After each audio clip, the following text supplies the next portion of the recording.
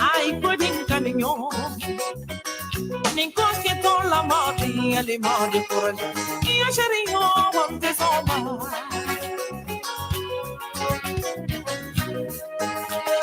Alubige si chemi febi no magia mo colondi.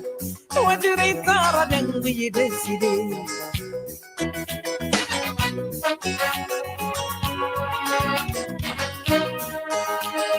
Alubine ni chemi febi no magia mo dogberedi.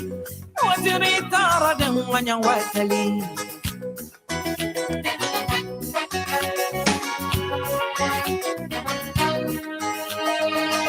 Mana lady bakuko.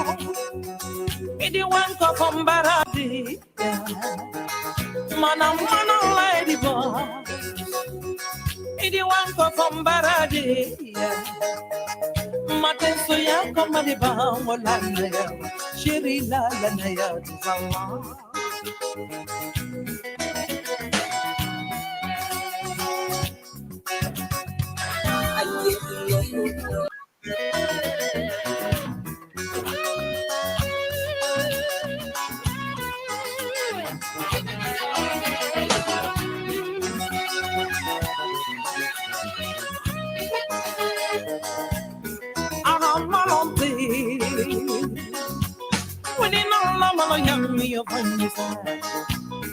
I couldn't come in your Ninkoke tola mati alle mare coraggio. Io scerino quante soma. All'ubide si chemi febi no manche mo colondi. Io andrei del lui decide.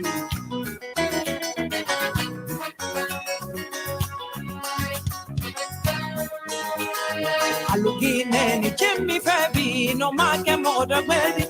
Io andrei del mania wakali.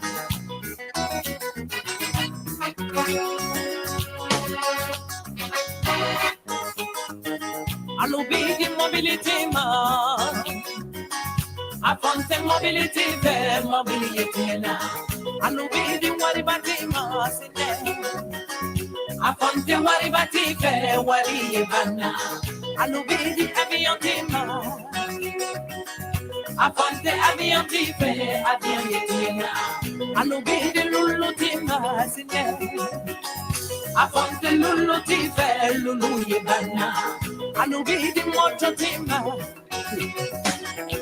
Ibedi neso tema usikote de. Ifabidi mola polomi mano kera mosa vedi. Mojeri tara de manya wakali. Libera decide nyakuta. Mokola kala lidi.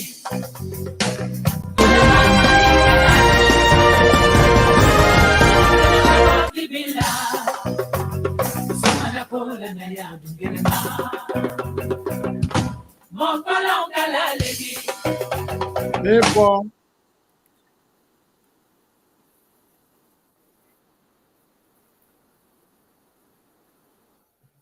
Good morning, sir. Good morning, good afternoon.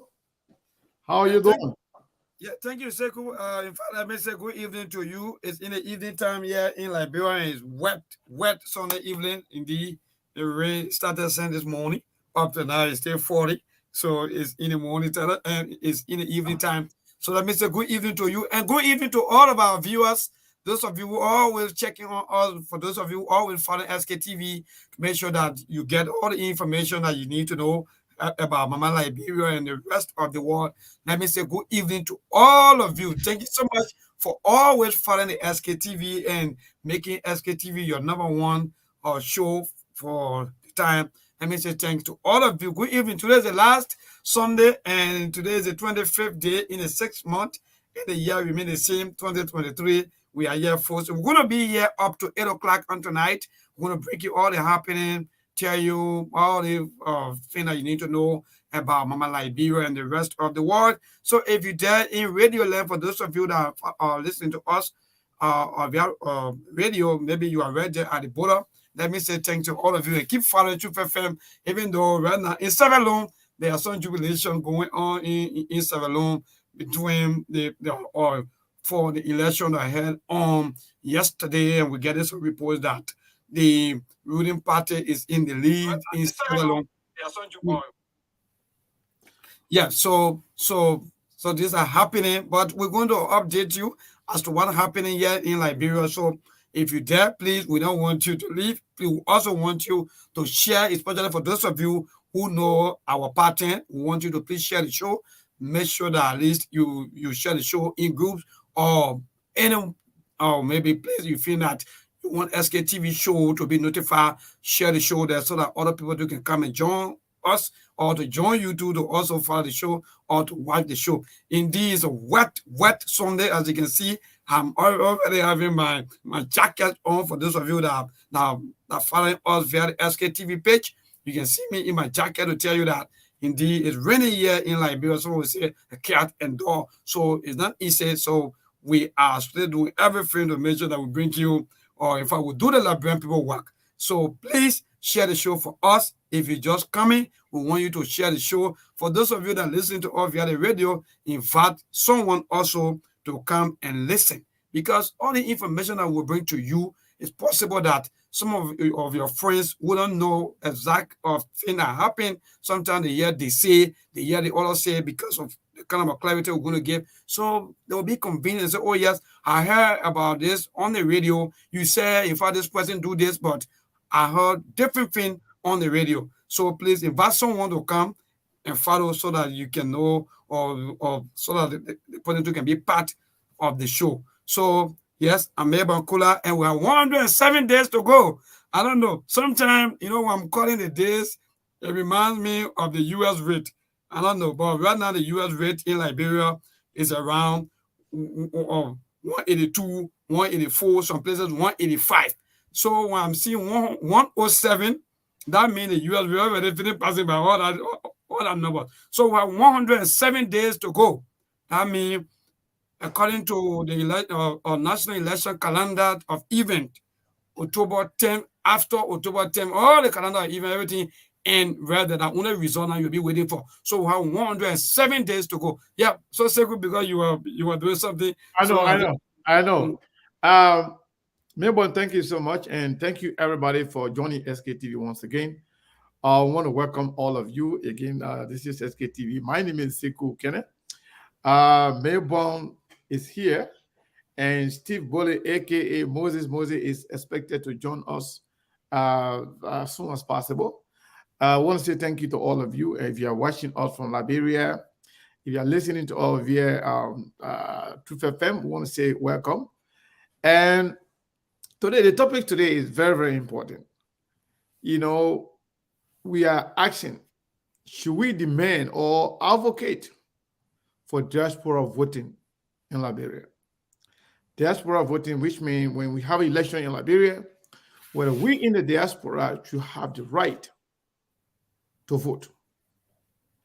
What would that mean for Liberia? What would that mean for our process? What would be the impact of diaspora Liberians having the opportunity to vote? Because it's done in other countries, not only in Western countries, but other African countries. We live here in America. We have other people, other nationals. When they are having election in their country, they go and vote. Some go to their embassy, some go to their consulate and go and vote. What about us? So it's very, very important. And we know the impact it will have on Liberia and the Liberian election. As a matter of fact, more Liberians will pay attention to what's going on in Liberia when they have the right opportunity to vote. Now that we do not have problem now with dual citizenship, I mean, we should have the right to vote. You know? So those that go for Liberians, as long as you're in the diaspora, you're in Europe, you're in China, you're in Australia, anywhere you are, should we advocate for that? Should we demand our right to vote as diaspora Liberians? You know, what I wanted to do, Melbourne, I wanted to, play another song because, your people, they don't let you share the show. And we can share the show. I want to start, with music for it. Then we listen to music while you're here, and then we can, share the show that time. So let's play this song here. Roga Roga and Extra Musica. That one part that dancing time today. Roga Roga and Extra Musica. That is song I'm going to play, maybe.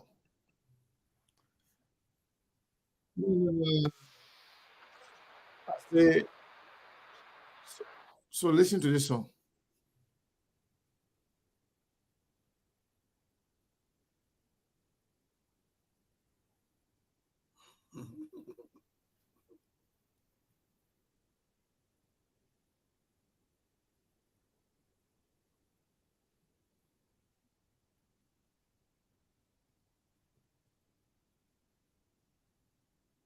Hey. But Sekou, we're not getting anything, no. Check the audio.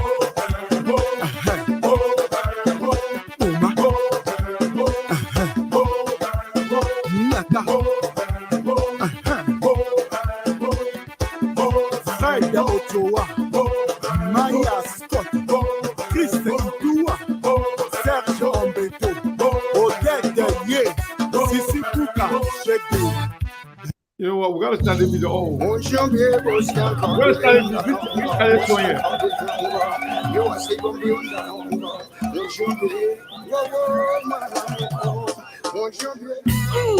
Mokoko, Espebas, Nyata.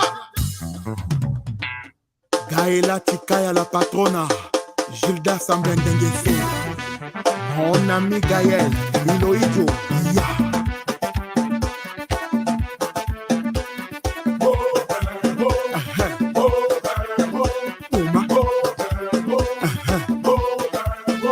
Nyata. Saida Ochoa, Maya Scott, Christian Idua, Serge Ombeto, Odette Ye, Sisi Kuka, Sheke. Best man le meilleur. Hitonge Koindo Atoya Labuni.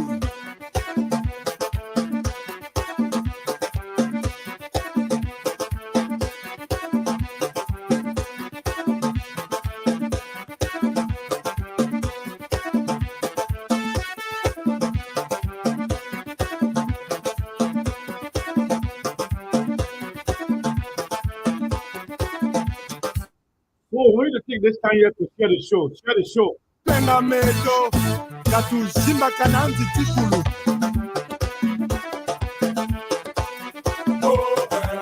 Shimba, Bonga, Sakala, Telema, Ablo Diallo, Yirikacho, Tikotisa, Shimba, Bonga.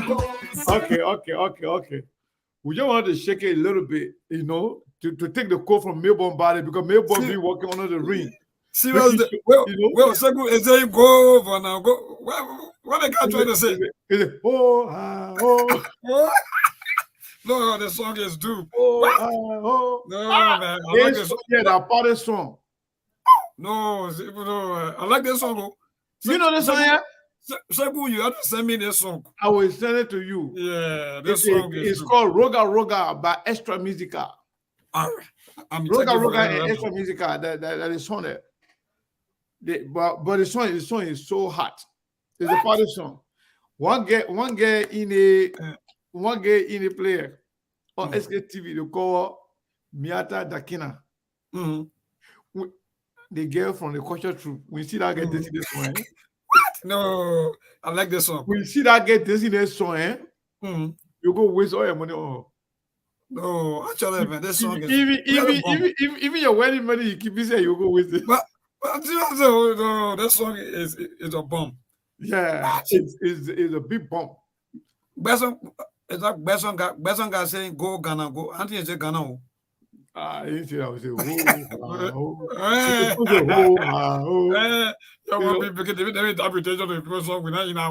yeah, but maybe, yeah. Before we, before we go, I want you to at least if you can see the name there, I want you to recognize some people there, man. Yes, my own Yomuntru Kwanga were asking me as to whether it's winter. Yeah, my brother about our rainy season, we have 2 seasons. So yeah, so let me help with some of the names. I see Veronica Wida. Let me say good evening to you, Veronica. I see Hashim Famule. Let me say good evening to you. I see Sarah Sana. I hope I get a name right. Let me say good evening to you. I see Madwell Cody. Also, let me say good evening to you, Emmanuel Cody. I see Miata Stila Herring. Let me say good evening to you, Nora Hawks. Let me say good evening to you, Yavina. I know E or L. Salvador, let me say good evening to you, Paul Chuleple. Let me say good evening to you, Tom Okolon. Let me say good evening to you, Elijah K. Cody. Let me also say good evening to you. Thank you so much for coming on, Henry Winnie. Let me say good evening to you, Israel Chidi. Let me say good evening to you, Jai Young. Let me also say good evening to you, Emmanuel Bro is watching via the YouTube. Emmanuel Bro, I don't know how can you get Madam Bro name, but anyway, let me say good evening to you, Emmanuel Bro. I hope that you are not part of the family of Madam Mary Bro. If that's so, let me say good evening to you. Thank you so much. And Betty Stewart, let me say good evening to you, Massa Connor. Let me also say good evening to you, Elizabeth Bowen. Let me say good evening to you, Ali Donso. Let me say good evening to you. And Betty Stewart, I think I called her name already. Arizona Boniface Emmanuel Hayes. Oh, how can you get the name of the boss of RRA, Martin Hayes? But anyway, let me say good evening to you, Arizona Boniface Emmanuel Hayes. Let me say good evening to you, and King Ashford Wright. Let me say good evening to you, Ben Besonga Kamara. Let me say good evening to you, Samuel Goka Hollywood. Let me say good evening to you, and Lavette Seaforth. Let me say good evening to you, Mark Tor. Let me say good evening to you, and my Diaspora Baptist, or in fact, my Baptist brothers, Theophilos, Yoma, Power. Let me say good evening to you. In fact, today is the Father Day today in our church, and I guess you are also following all the happening there from Diaspora Baptist Church. Now you, Theophilos, Yoma, Power, and Rebecca Cassia. Let me say good evening to you, Anthony Williams. Let me say good evening to you, Muna. Sorry, right? Let me say good evening to you. Sorry, so many names here, It's a but Antoinette Bear Toa, let me say good evening to you. Dauda Kane, let me say good evening to you. And Abraham Sanayoku, is that Sanayoku? Let me say good evening to you. And to Oliver Chie, let me also say good evening to you. Rita Zine, let me say good evening to you. Alice Cambia. Let me say good evening to you. Yeah, Seku, and we are Duncan. Is that Duncan Balinya? Duncan Balinya. Let me say good evening to Digon Balayan. Okay, Digan Balinya. He's saying watching from Atlanta, Georgia, USA, and is that Dover Cassia? Duval Cassell. Duval Cassell, let me say good evening to you, and thank you all of you for watching and always following SKTV. Indeed, you are part of our life already. In fact, we are one family already. Yeah, so last night I was following some of the callers. They were not easy. Say good last night. Say we were to go to rest, but of course they coming back to back. Thank you all of you for following. Watching, laughing last night. Yeah. Neighbor, thank you so much. And then, folks, once again, I want to say thank you to all of you for taking your time to follow SKTV. As always, we are issue-driven platform. Sometimes, you know, you may not be expecting some of the topic we can bring on. That's why we like to somehow, you know, talk about the issue that we actually want to discuss, so that all of you can have a time to digest it and have your own time to chip in. And let's do this here. I think Steve Boley is here. My man, I don't know, you just coming here, but the way Melbourne looking today, Melbourne shining like looking fresh like a new one. Even me. Melbourne, today I'll follow it today. Melbourne, you're shining like a new money right now. Thank you. I can see it. Steve got nothing on you today. I'm in a backup, man. I'm mine. Steve, welcome. Mr. Kana, can you imagine Melbourne hitting me up at 3 o'clock this morning? Melbourne? Yeah. Yes. Melbourne, you got people are protesting. Oh. Yeah, because they told me because he not calling me, and that one they won't be in trouble. No, well, still I can't make it well from. Now we have my people. Let me call him. Go find lawyer. Oh, sorry. Well, okay. Let me call some names that you know, yes, that you missed. Mm-hmm. I want to say good evening, good afternoon to all of you. Daniel Dennis, welcome to SKTV. Shiata T. Townsend, welcome to SKTV. Comfort Abu, welcome to SKTV. And my own Omar here. Miata Stella Herring, welcome to SKTV. Beverly Pajibo, the troublemaker, aka Sunshine. Yes, Rosalind Dix, welcome to SKTV. Nettie Davis, welcome to SKTV. And Steve Boley, aka Moses, welcome to SKTV. Say hi to people, my brother. They make them complain that if I wake you at 3 o'clock, go ahead. So go ahead, Chief. Say what you want to say. I wake you at 3 o'clock. They make party last. They make a party and say I wake you at 3 o'clock. No, I ain't sleeping. I just listen to Melbourne. He's looking too suspicious. He want photos. How you wearing green like you don't live at the party?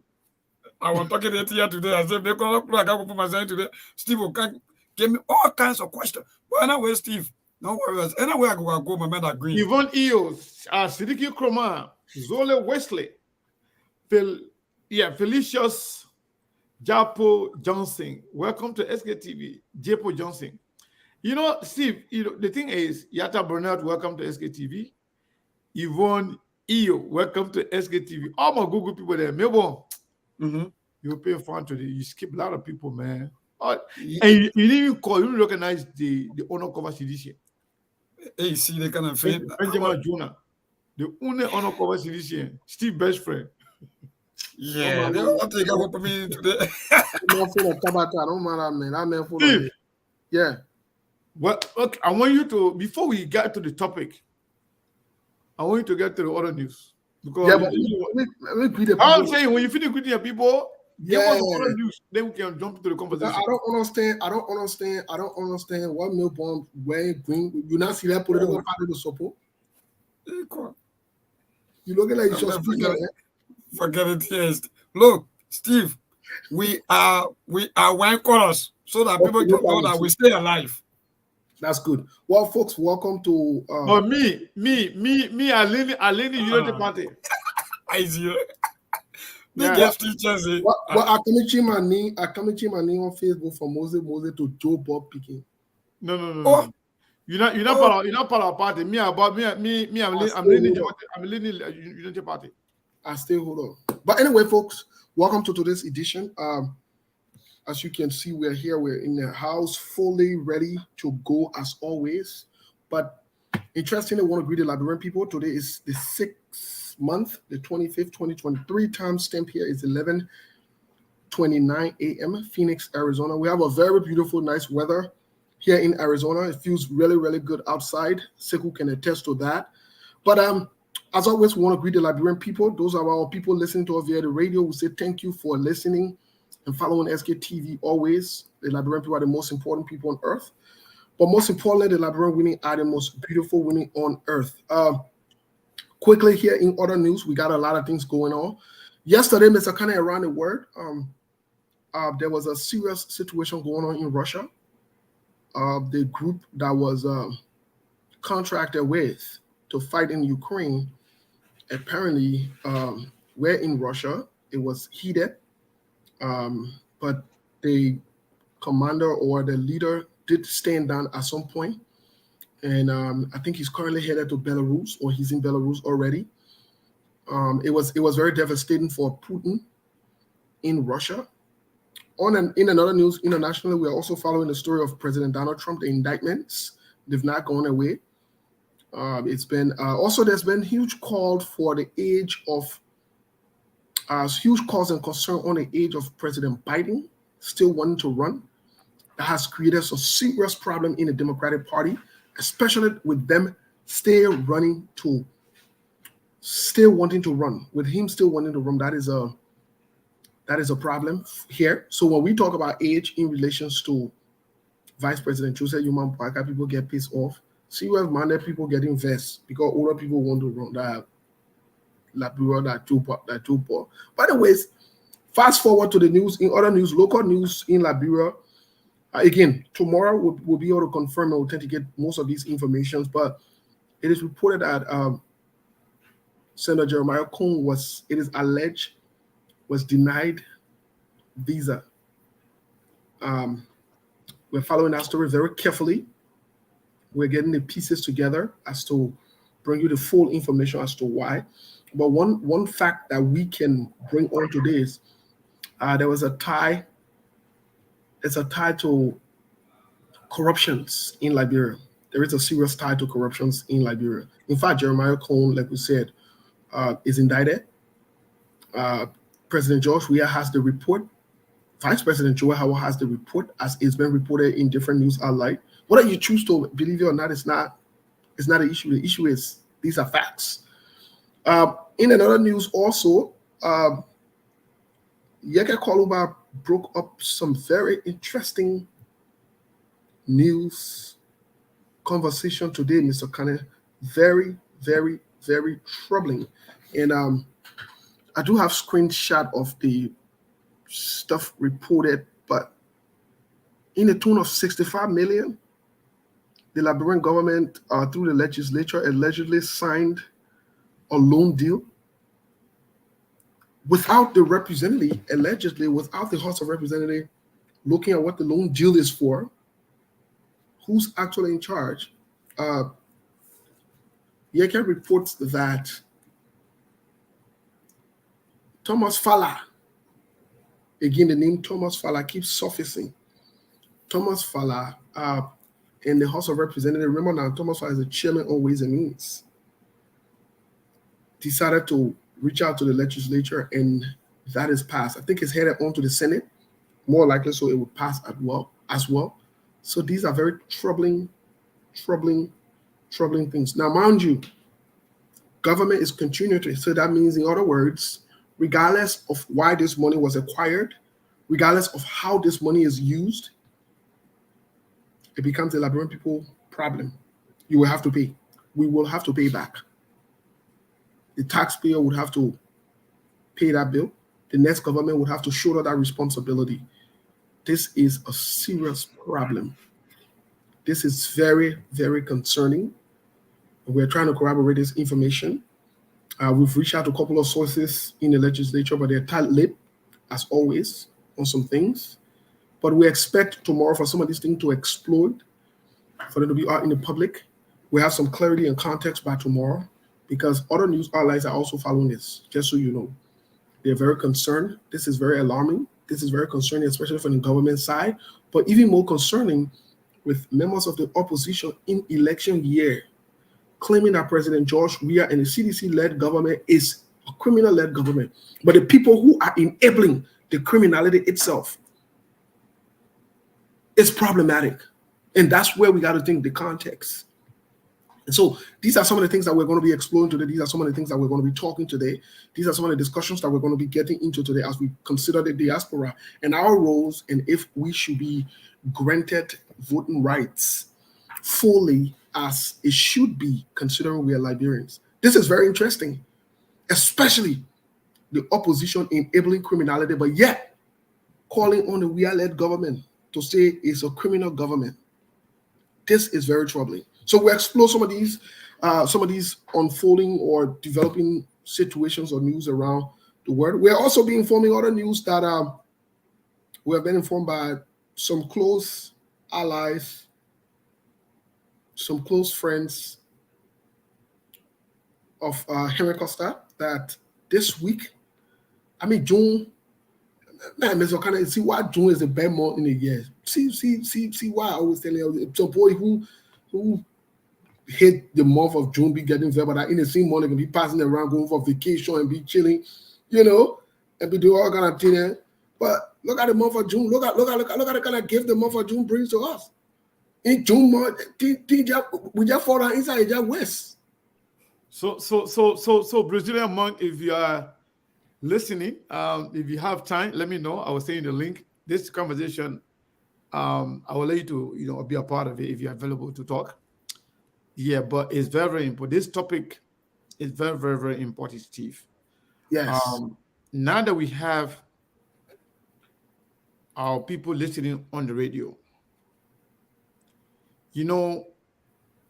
something our politicians successfully did was that to create some fear factor between diaspora Liberians and Liberians in Liberia, to make it look like those in the diaspora are less of a Liberian, that those in Liberia are the real Liberians. To make it look like people in the diaspora, when they are given certain right or certain opportunity, they will overshadow or they will overpower those in the country.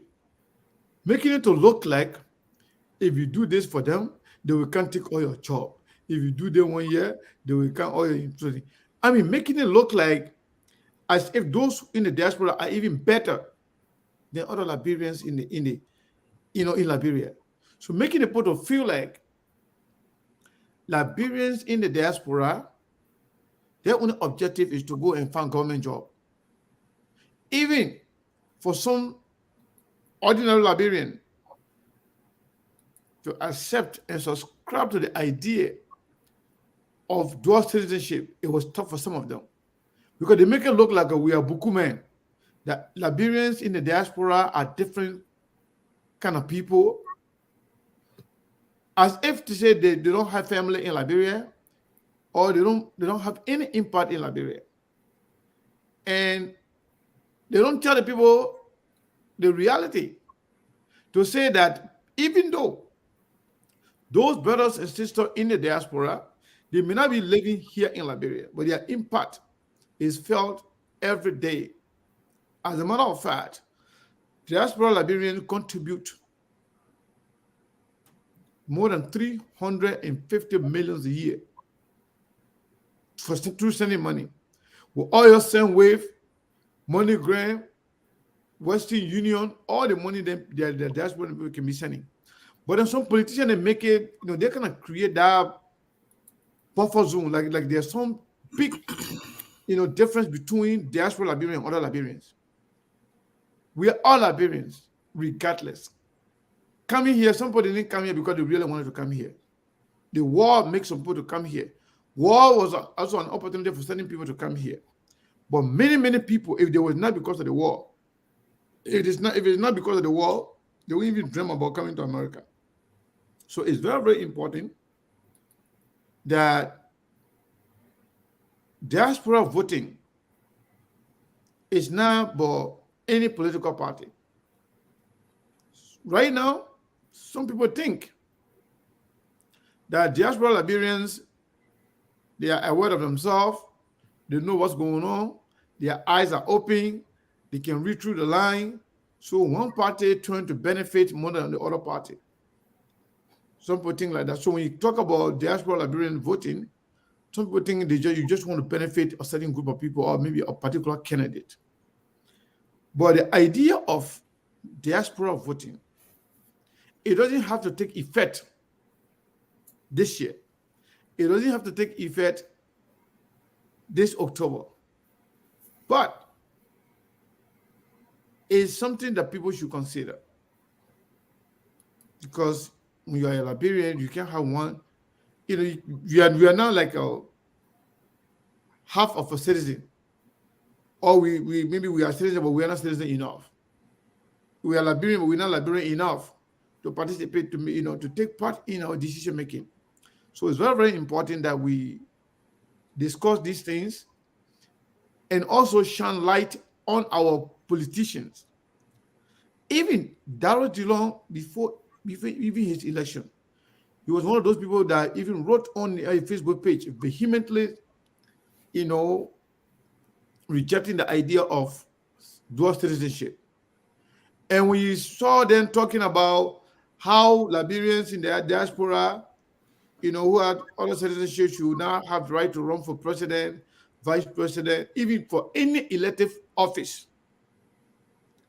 That was the reason, because they kind of like presenting the diaspora Liberians as if to say their only objective to go and take government job, forgetting to know that if Liberians in the diaspora have the opportunity and they found the place conducive for business, for investment, diaspora Liberian can invest more in Liberia than any other white person you can think of. Because you know what? There are people in the diaspora that have been around here for years, for 30 years, 40 years. And some of them are also already in their retirement age. They have looked for money, they got the money, they got opportunity. They want to take it home. They want to go retire and sit down in their country so that they can give back to their country. But again, people were making it to look like diaspora Liberians, they only going there to look for a job. So they cannot try to politicize everything. You try to politicize everything as if to say the only job that people are good for is government job. That is because the governments in the past, most of them, they have failed the Liberian people to create private sector job.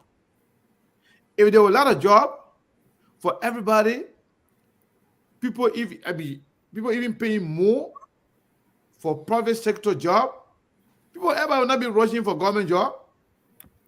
People graduating from university, they will not even focus on government job. People will be rushing to go to vocational schools because you had a lot of private sector job. As soon as you graduate, people will be hunting for job, for workers. But because our governments have not done enough to create a conducive environment that will attract investors, that will attract diaspora Liberians, so people think that, they're afraid of diaspora Liberians. I believe, Steve and Melbourne, that if diaspora Liberians have the opportunity to vote, that would change a lot in Liberia. That would also create some level of trust, because people can live here or anywhere around the world and still invest in their country.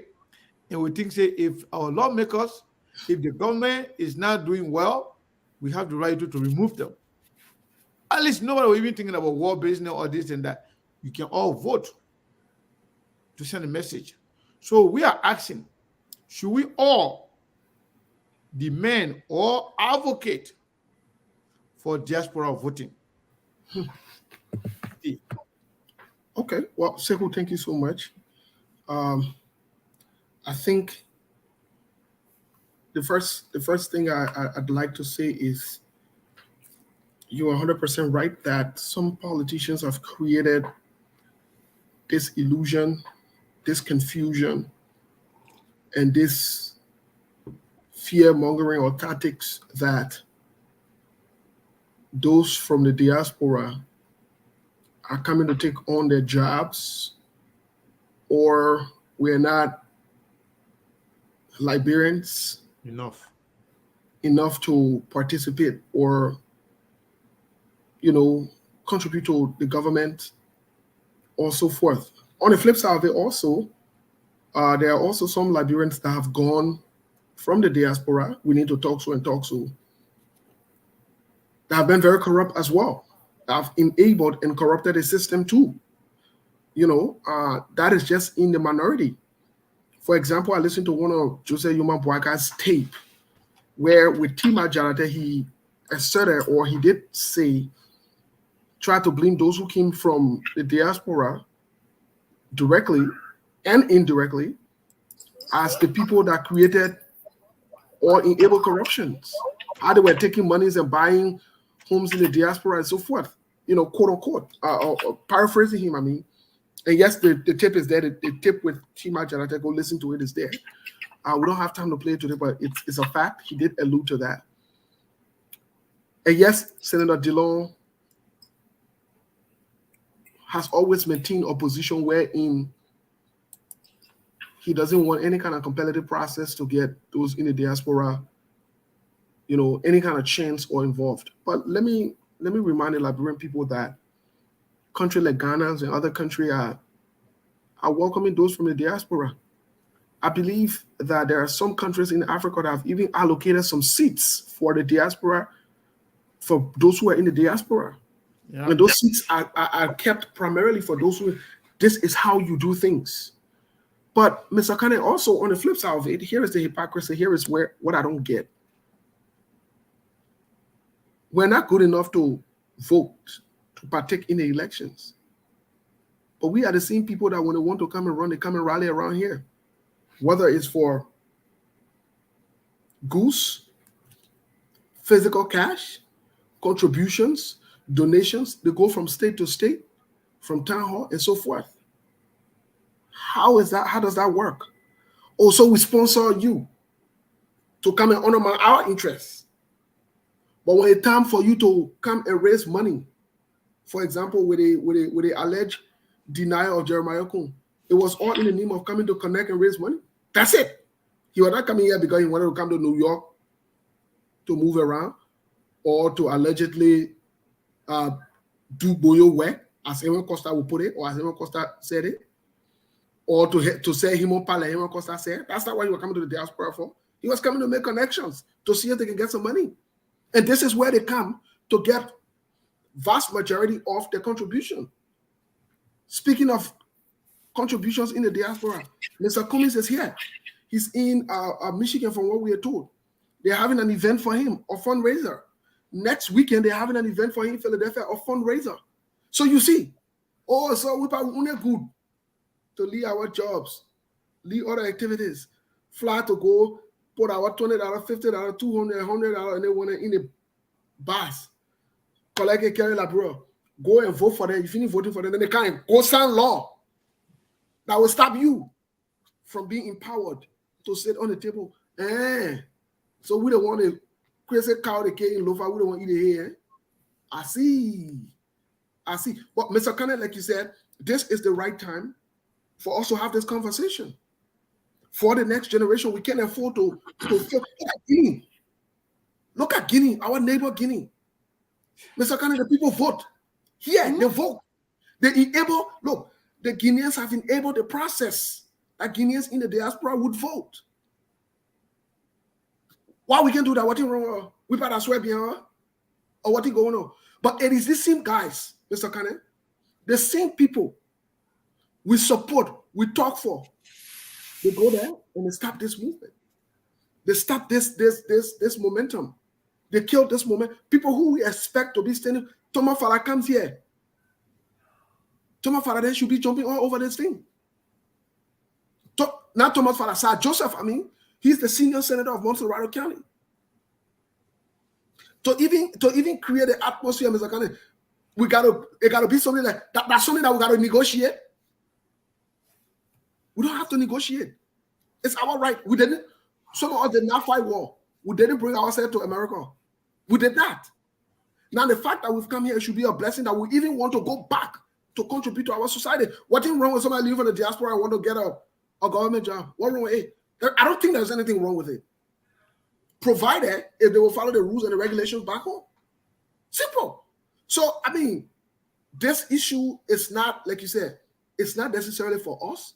It's for the future. We need to start being proactive. We need to start thinking in this kind of way. We need to start looking in this direction. This is what we need to do. All of us, regardless of your party affiliation, regardless of who you support, it doesn't make a difference because your children. So Steve, if I may ask you, your family benefits. I want to ask you, why you conclude your statement. Mm-hmm. What do you say to Liberians in Liberia who feel threatened or who feel somehow disadvantaged in the presence of diaspora Liberians? What do you say to them? Well, I think the first thing I wanted to demystify is I don't think Liberians feel threatened for other Liberians to come. I said the one that feels threatened because there's some politicians. The ones that feel threatened, which I agree with you, are the politicians. Yeah, thank you. The actual Liberian. Yes. My papa there. They want for us to go back and contribute to the country. They believe that we have better ideas. Now, don't get this wrong. There are some crooks amongst us. Please don't get it wrong. There are some corrupt, lazy, inept Liberians in the diaspora, and there are many of us who are unserious in the diaspora. Please don't get it wrong. Please don't get it wrong. But there are also serious manner, innovative Liberians who would want to contribute to build our country.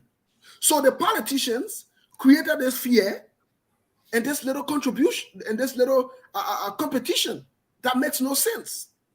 So our parents, our brothers and our sisters have no clue. They don't even present these things to them, Mr. Kane, for debate or to have this discussion. But if we are saying this thing to our people on the radio today, I want to say to our people that are listening to us, I don't care which part of the country you're listening to us from. It doesn't matter who you support at this point. The lawmakers, majority of them, they don't want your children to come back to help the country. They don't want your children who have been blessed, your children who mean well for you. They see children that can send you wasting your money every day. Some of you have not seen some of your children for years. They don't want them to come back to compete. Joseph Yuma Boaka will use the statement, and these are the words of Joseph Yuma Boaka to tell you how divisive Joseph Yuma Boaka is. He called us foreigners or strange people. This is problematic. When we talk about some of these things, people think we hate people. But these same politicians who are comfortable enough in the criminality and the stealing and duping the Liberian people, they don't want anything good for the country. They don't. It benefits them to continue the cycle. So we are saying to our people, it's time for them to rise up. It's time for our people to speak up.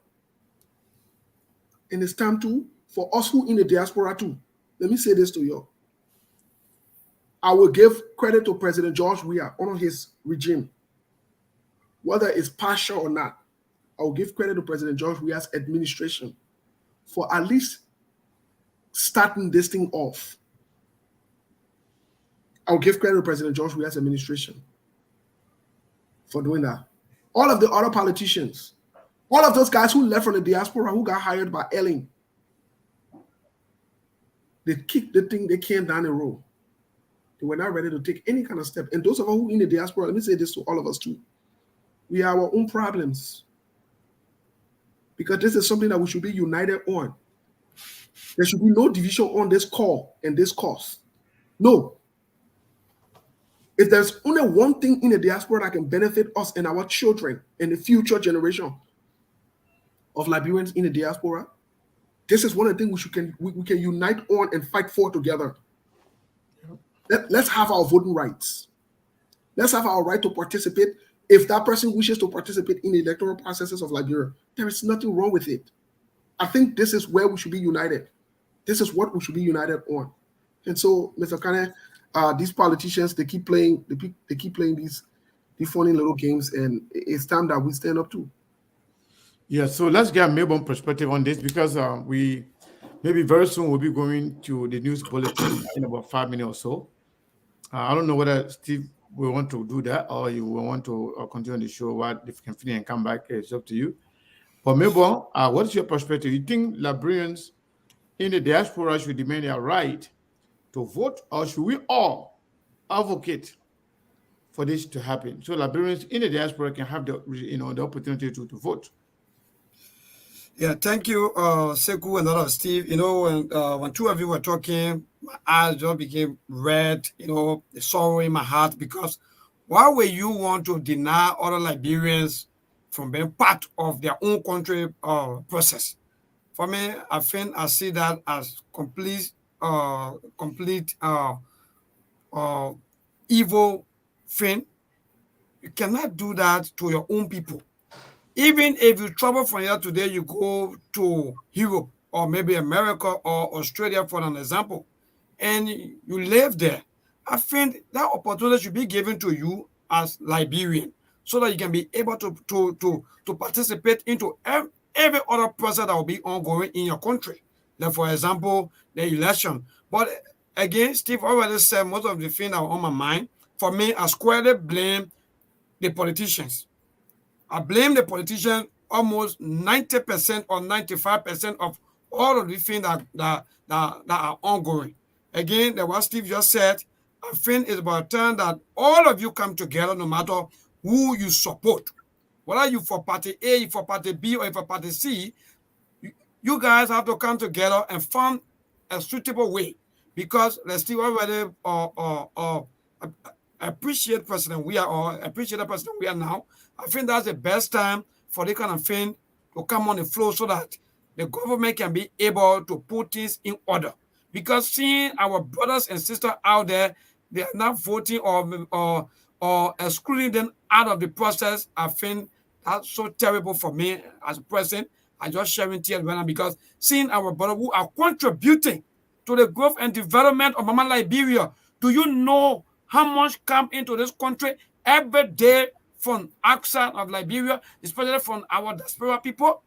So Steve, Sekou, for me, the kind of issue we don't will be discussing them, but now we supposed to see you people being part of this process, 100%, giving all the opportunity as to how you're going to vote, what the procedure left for you to go and even register or to even vote. But coming to the kind of thing what we hearing that what they don't say this, the other person saying that, the other person saying the other thing, I think that's so discriminatory, and we need to stop this as a people. So please, if you are Liberian out there, and in fact you are a politician, for me, what we say tonight is that let's give these people, or let's give our brothers and sisters the opportunity to also be part of the process. We shouldn't use them. There are a lot of you politicians today, you're using these people. You are using them as bad. You don't do that. If you, Steve and other Sekou, if I call one of the lawmakers around, they won't answer me. But if you use your 01 number and call any of them around, they're going to answer you. They're going to pay attention to you. Even if you bring in a company, whether it's a lie or not, they will listen to you 100%. In fact, they'll start asking you for how much you can give to them as a kickback. So all of these things is terrible. So for me, I see that. In fact, I don't really want to even go into too much into it, because it's really hurting me a lot. So, well, yeah. Thank you, Melbourne. Just before you go out for the news bulletin, Sekou, you're on mute. I think. Yeah, Steve, I want to say something to you. So, real quick, whatever you decide, Steve, whether you want to go also follow the news bulletin, or you want to keep going until the 15 minutes can finish, is up to you. I'm going to. So the news director just texted me and said, maybe you can continue with the show. Oh, okay, but then go there. Yeah. I say thank you so much. Every day they they get into they're going to amuse me on a daily basis. Wait, you said it. Man, we appreciate you guys. Tell them, hey, Mabel. Yes. Tell the news director, say, Mark Davis. Tell him, his lunch is on me today. Oh wow, that's so great. Michael Davis, so hearing it though. He's a workaholic man though. Yeah, yeah. The tell him, Yeah. say, SK your lunch is on him. Okay, no problem, Chief, no problem. So a lot of Maga David need to show a face on the camera too because he can. You know what? But I know O'Neal, I know Lai, but I don't know Maga Davis. How come? Yeah, when a Maga David, I would have loved me go to he can show a face. Maga David coming in front. I'm going for him right now so you guys can see him because actually go bring him one of the quiet person and making sure all the news you've been hearing on the radio, everything, he making sure that everything come on the radio. So he working on the rain, on the sun. And let me just go there and talk with you so you can come. Because in fact, I guess maybe you want to give it own view, I think maybe about 5 minutes view on this issue. Because that's But how can Steve go and call the man lawmaker? No, but that lawmaker behind us. Steve, don't follow you. Hey, man, show face. Anyway, Mr. Kane, interestingly, since we're talking about the diaspora. Yeah, go ahead, Steve. Interestingly, since we're talking about the diaspora and we're talking about the importance of the diaspora and the role of the diaspora, I'd like to bring to your attention something that we've talked about that has been overlooked. And it's going to be a serious problem. We're blowing the alarm. We're sounding the alarm. I mean, we started to blow the trumpet so that we can be on record for these things. So that when they happen, we can start to show to the Liberian people, look at Maga David coming. Okay. Oh. Wait. What's it good? La Maga David. Yes. The man, you wear the same suit I wore last night. What's going on? I was actually serving as master of ceremony for one wedding reception today. See, so, yes, I went to a wedding to in someone a brown purple suit. Seku call me, I told him, say, I'm not coming nowhere.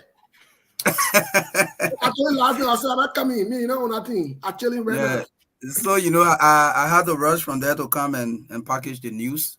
So sometimes when the topics here are interesting and also we are trying to do a better packaging, so now we'll give you guys the 15 minutes, but so now it can be painful too anyway. However, yeah, however, it's good. Well, what is Steve? Yes. Steve, I'm seeing you with Barcelona Bash. My man, you know that? My man, you know that I look at you. That the man who can disrespect our show. Look, instead of wearing Real Madrid t-shirt, maybe wear Barcelona t-shirt. You can't sit down here. No, I think by this badge that Steve is wearing, it attracts a lot of people to the show. Oh, yeah, but you see, Maga, now I know where they may coming from. They may a Barcelona man. No, but you see, Mr. Kane, we even started show here. You see that one make one of post my face here. So we even started show here. The women and now start saying you get open tea. Oh, really? But now you start to know. No. They will not put them in the situation you can't handle. Please. They shouldn't. Absolutely. They should not put me in a situation I can't handle, even though I'm strong. For the local teams, even though he's strong. Yeah, for the local teams, they got ready to take to get into the situation. No, for the local team, Mr. Kane, we'll move from there. We'll put you there. You see how you looking? Yeah, everybody there looking at you. They see how you looking super. Yes, Maka, really quick. On some serious note, what do you make of the conversation of Liberians in the diaspora not only getting the voting rights, but creating a playing field or an enabling environment for us to participate in electoral processes, such as people want to run for presidency, representative, senatorial seats, and other, seats in the government. What's your take? You on ground, what is your take? Fundamentally, I'm going to first let's start my conversation from the level of contributions the diaspora Liberians make to the Liberian economy in the first place. That's the first thing I'm going to say, because if you listen to the economists, if they do all of their analysis, they will tell you that at the end of the day, money remitted from the U.S. from family members, Liberians in the U.S. contributing to nearly all of the sectors in the country is a significant portion of contribution to the Liberian economy. Again, I believe, like in the United States where you people live, when it comes to participating in the electoral process, for example, in the U.S., there are people who do vote by mail, right? Yes. Is that correct? Yes. Whether Liberia has reached that level, or I cannot say, but I mean that is appropriate, because if you are making contribution to the country, then why not can you, I mean, participate in the administration of activities in the country? Yes, Sure. I also I look up. I mean, I think like that too. People, except this thing tie around this issue of dual citizenship and thing where there's restriction. If you are dual citizenship, I mean, a dual citizen, maybe you can work at setting appointed level of government, but when it comes to maybe running for president, running for representative and senators, I mean, but when it comes to the Liberians outside of the country, contribution to the country, it is huge, which by my thought should give them the right also to participate in the governance process of the country. Okay, most definitely. But I'm going to try my best to not get you into the politics of the day, because you have to stay neutral regardless of what it is. But let me. What do you make of the atmosphere 3 to 4 months to the election as compared to other terms, in the past, other elections, 2017, 2011, 2005? Is there anything different? The atmosphere now, the condition in the country, what's going on? What do you make of it? First, the first thing that I think is, my answers tonight are not scientific. When I say scientific, me, it would not be exact, but I mean they are mostly based on my observation and my thoughts, right? So maybe some of the political scientists will present a different picture, and my picture will be journalistic, and based on my observation and thoughts also. I think one of the first things that is different in these elections is the first thing is that the social media, has the use of social media is wider now than what it was like from 2005, 11, even the 17. Yeah, that's one of the things I've seen. And sincerely, we see a lot of hit messages on the social media. And in fact, to the extent that in 2011, I was not too active in the media like that, but in 2011 there was not the opposition was not hitting. They were not hitting on each other. There was not this kind of high level of opposition wrangling, because what it looks like right now in Liberia, Steve, is that the opposition, they are fighting over who to go to second place instead of thinking how to, for example, because they have said from the beginning that they want to do all they can to make George Weah a one-term president. But now what you see is the politics is more amongst the oppositions than being between the ruling establishment, the ruling coalition, and the opposition as a bloc. It's not like that. But I think 2011 was not like that. We saw a lot of the opposition were more about they want to remove Ellen, while Ellen too were building her own bloc to ensure she stay in power.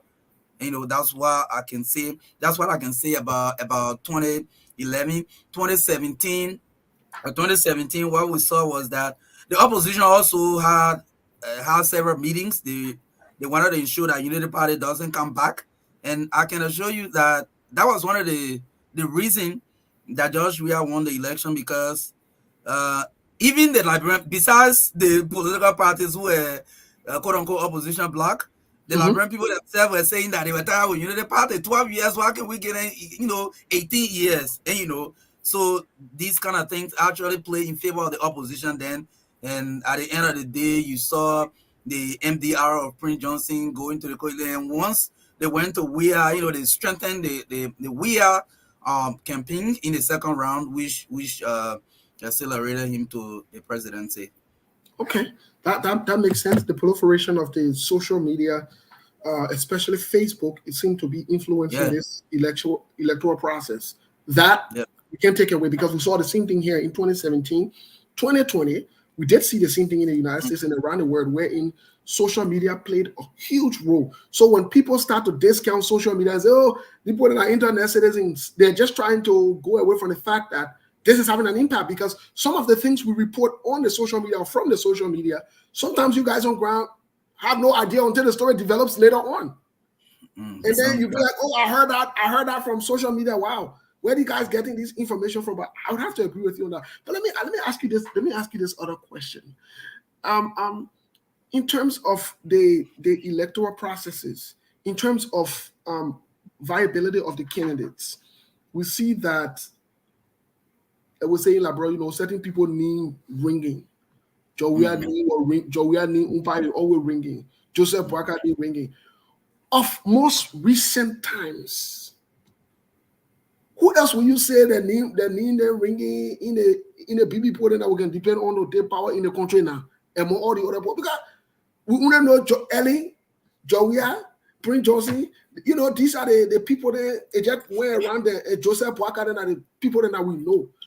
So their voters are turning 18 this time around.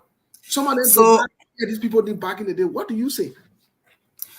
So, Steve, sincerely, during the 2017 elections, because obviously the name that has blown, and during the 2011 election, the elects of Simeon Freeman were around, and other people who are still around here were around. But 2017, when Mr. Alexander B. Cummings came, a lot of people say I was actively a reporter, and I was doing political reporting actively. I was attending a lot of the political events around here. And what you could hear from the people, even in the neighborhoods, that, oh, yeah, this man, when he speaks, he speaks about real change, his plans are straight. He addresses issues the way people think these kind of issues can be solved, but he's new.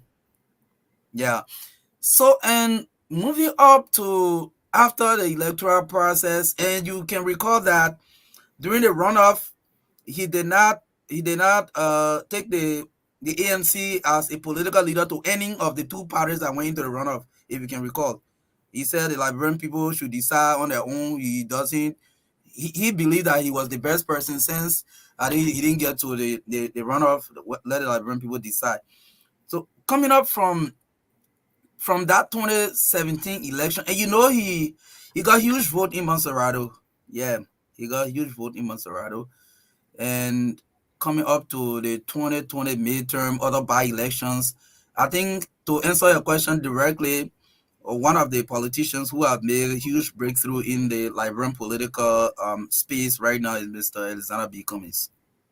Okay, so you're saying Mr. Alexander B. Cummings is one of the people that the name is on top there and so forth. But mind you, he just came though. Let's keep that in context. Yes, sure. Like I said initially, even for 2017, that's what we were hearing. And 2022, or 2020, that kind of saying just coming was just and Steve, let me be frank with you. This just coming issue, is like people who do not want people who are going for the same seat, surrogates of, for example, or supporters of, example, Boakai, Wea, and other people, they would now be saying that just coming thing, because the Liberian people have listened to Mr. Cummings for nearly 6 years. So they know his vision. They know what he's got to bring on it. What he's bringing on the table. So that just coming thing, most of the time now you see it, on the Facebook. I don't just want to social media in general, because Liberians mostly use Facebook. So you see, oh, he's new. So, in the eyes of majority of the Liberian people who are voters, especially, let's take, for example, the first-time voting population, right? they in Cummings, let's say, for example, they were 12. Some of them were 12, some of them were 13 in 2017. Yes. And right now, some of them are 18, 19, 20, 21. Right. They don't see. So when they started following radio, for example, following Cummings were here. So Cummings is not new to them. Okay. That makes more sense. And so keeping in that same context, our voting population are mostly the younger people. So from what I'm hearing from you, essentially, and I stand to be corrected here, you are saying that younger voters who are not open to listening to the traditional radio or reading the newspaper, who are following the online politics, whether it's through social media or other medias, they are hearing this trend of Alexander B. Cummings. That would prompt them to gravitate towards him because for them, he's not new. Yes, for them, he's not new. Okay. It's not new. Because like I said initially, some of them were 13, some of them were 12, some of them were 14. In 2017, when people were saying Cummings is new. So from that time, they are 18, 19, 20, 21 now. So somebody you are known for, let's say, for 7, 6 years. How can somebody tell you this man is new and you agree? Okay, that makes that's an interesting perspective. I didn't see it that way, but now that you said it, it's getting clearer. But what is the fever, the momentum like in terms of Liberians voting? Do you think we'll have a huge turnout based on what you're seeing, the prospects? From my observation, I think there will be a huge turnout because people who are believers in the policies and programs of these lead would-be candidates, they believe that they have to work. Like, for example, let me just go back and set the example on Mr. Cummings. In recent months, he's been one of the politicians who have traveled a lot across the country in the hinterlands, in the counties. So with the way he has, promoted his ideas about the indigenous population, when I say so, I mean the rural population, and a lot of his bases, they will be pushing that, yes, we need to go and vote to make this change. And then we are talking about turnout now, right? Right. And then the CDC team will say, well, we can't sit here and allow the people to take our president, our political leader from the presidency. So they will encourage more people to vote. And also, the Bwakai, the United Party base also will say, well, we believe that we should be. So they will encourage. So based on that analysis, a lot of the people will come out to vote. Okay. So you think it will be more of a competitive process because the stage is already set? Yes. Because what happened now is that initially from 2022, 2020, one of the things the Liberian people were really after was, I think you have discussed it a couple of times, was that, oh yes, the CPB, let's get Bwakai and Cummings. So later on, from 2020, 2021, I think what has happened now is that it's been a wrestling over the two slots. When I say the two slots, I mean who will come first in the national election and who will come second to go to the runoff. So that slot is what I see the forerunner of these elections fighting for. So the fight is amongst this is a known fact in Liberia that the fight is amongst 3 top would-be candidates. Okay, President, 3 top candidates. Yes. Mr.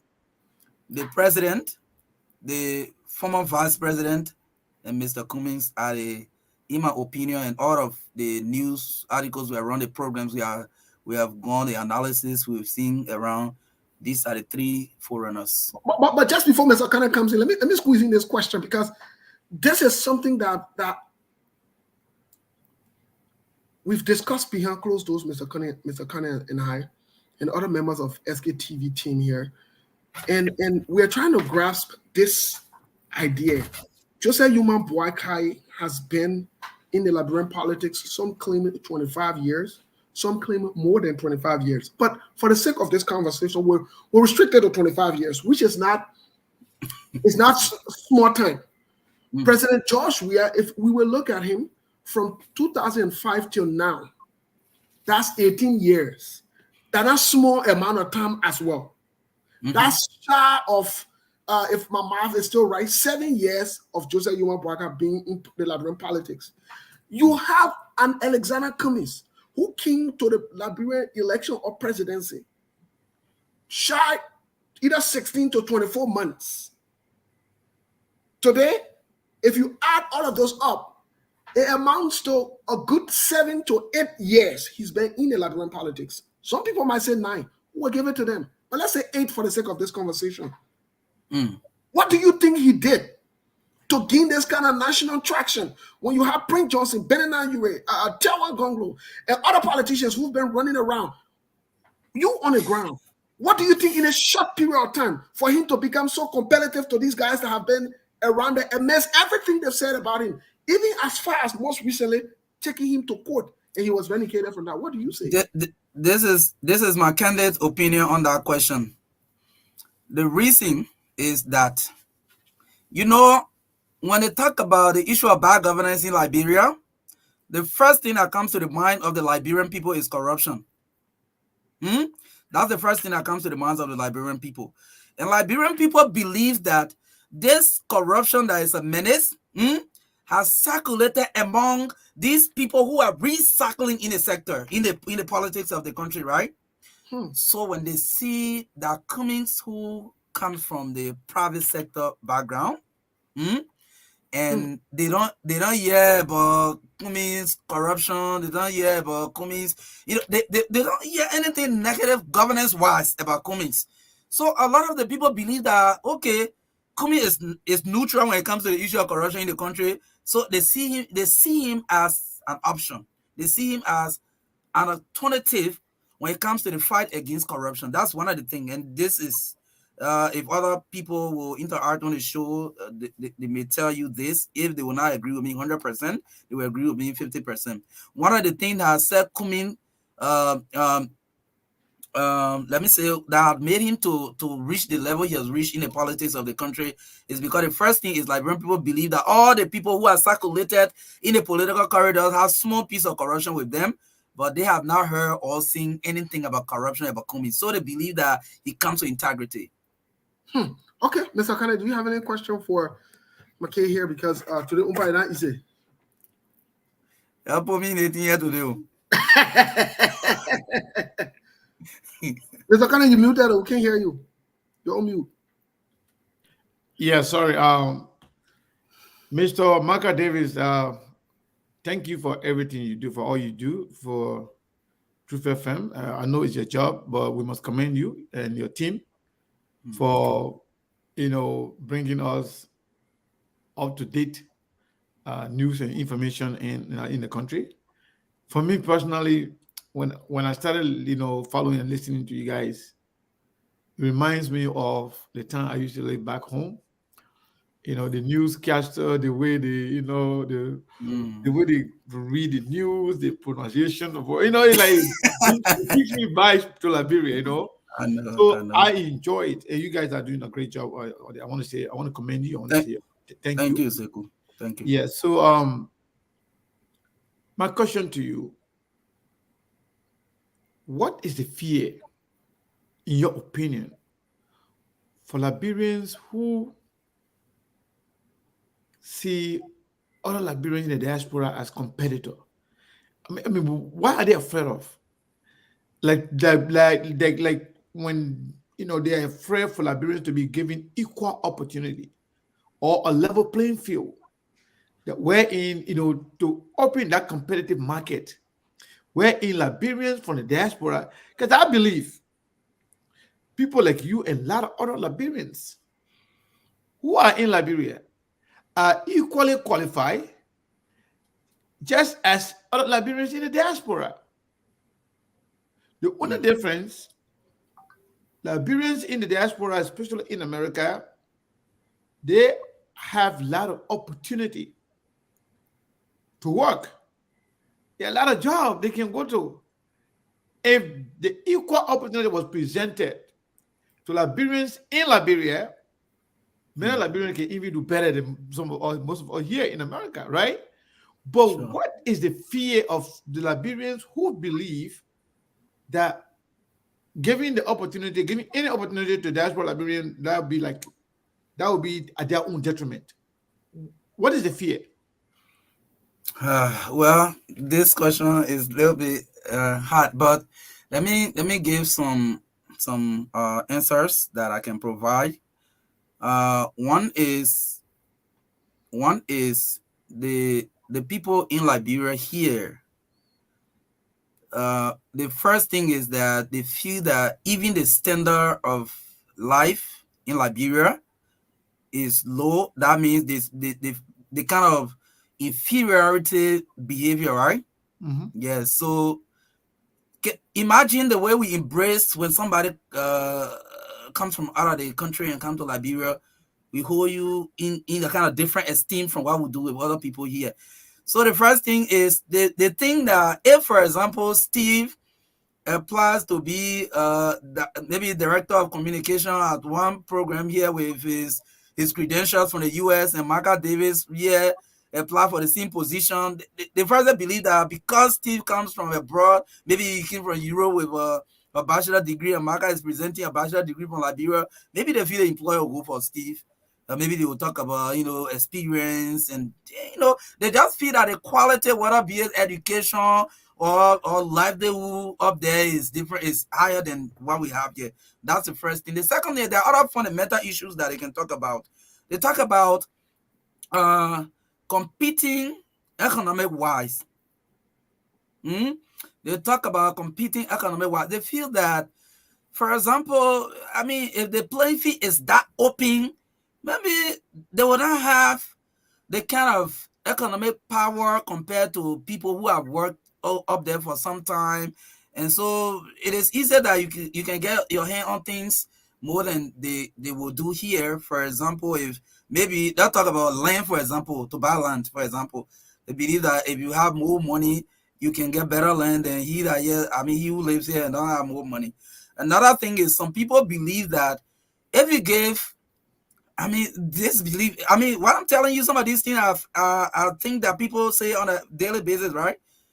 They say if you make Sekou minister in Liberia, Sekou will not move down here with the entire family. Sekou will keep, for example, Sekou may keep a wife and children in the diaspora. At the end of the day, all Sekou money you will be making in Liberia, you just be filing everything back to America. These are some of the things that they say here. Except anything else, but that's how much I can address this thing. Thank you so much. Thank you so much, my brother. From time to time, whether it's you, whether it's O'Neill, whether it's any other officer or officials of Truth FM, you guys, coming in sometime to jump into our conversation. It's very good because you guys follow and listen to the conversation, some of the interesting conversation, you can meet what they're saying. If you have an input, believe me, let us know. You can just tell me, well, hey, man, we know and want to participate in the conversation. Sometimes, let me tell you something. The same way a lot of people are eager to hear from us, many people in the diaspora are eager to hear from people on the ground, especially level-headed people who know exactly what's going on. People like to hear from them. You see, that's why even every time we come on, we always let to also give Melbourne a time to say something, because you know what? People are eager to hear from you people. You are on the ground. You are experienced. You are giving first-hand information. Yeah, absolutely. We are seeing, we are hearing it, we are seeing it, but you are living in it. So you know exactly, you have practical experience. So yes, indeed, your analysis and your opinion on these issues, it makes a lot of sense to me, and I believe it makes a lot of sense to a lot of other people. But I want to take this time to say thank you so much. Since we want to open the line now, and Melbourne is the mail for that. But don't be surprised. Let me share one experience that we have here. As I don't know whether journalists in other parts of the world have similar experience that we have here in Liberia. Mm-hmm. In Liberia here, when you say the truth, a lot of people, because I'm not spoiling the name of my people in Liberia, right? But because of, especially on these political issues, a lot of people, if, for example, most of the analysis we gave tonight were about, communist breakthrough in the political system, right? And people who are real will know that these analysis that we made here tonight are the truth on the ground here. But because of political reason, in Liberia, we the journalists, the people bash at us from all angles. To the extent that, and for me, you know why I like it? Because it places you in a kind of position that you know that, okay, nobody owns me. Nobody owns me. Since today I talk about this issue and the folks from Unity Party are angry. Yesterday I talked about similar issue. People from ANC were angry with me, or CPP. Again, when I talk about it tomorrow, CDC people will get angry with me. So that's why I'm just hanging in the balance. So that's why it is. That's true. That's true. Thank you so much, Margaret Davis. Thank you so much. We appreciate it. Okay, thank you so much. Also, have a blessed day. So yeah, so while is trying to put yourself together to come on here, something I want to mention, Steve. Yesterday, I saw somebody actually told me that there was a pool, opinion pool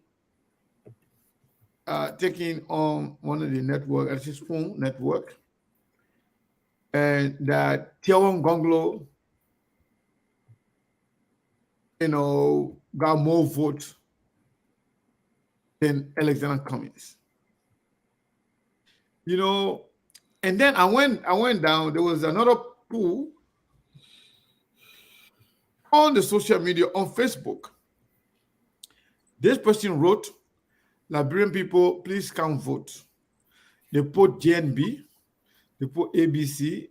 They put JNB, they put George Weah and ABC. Then by the time I look at it, it was 302 votes.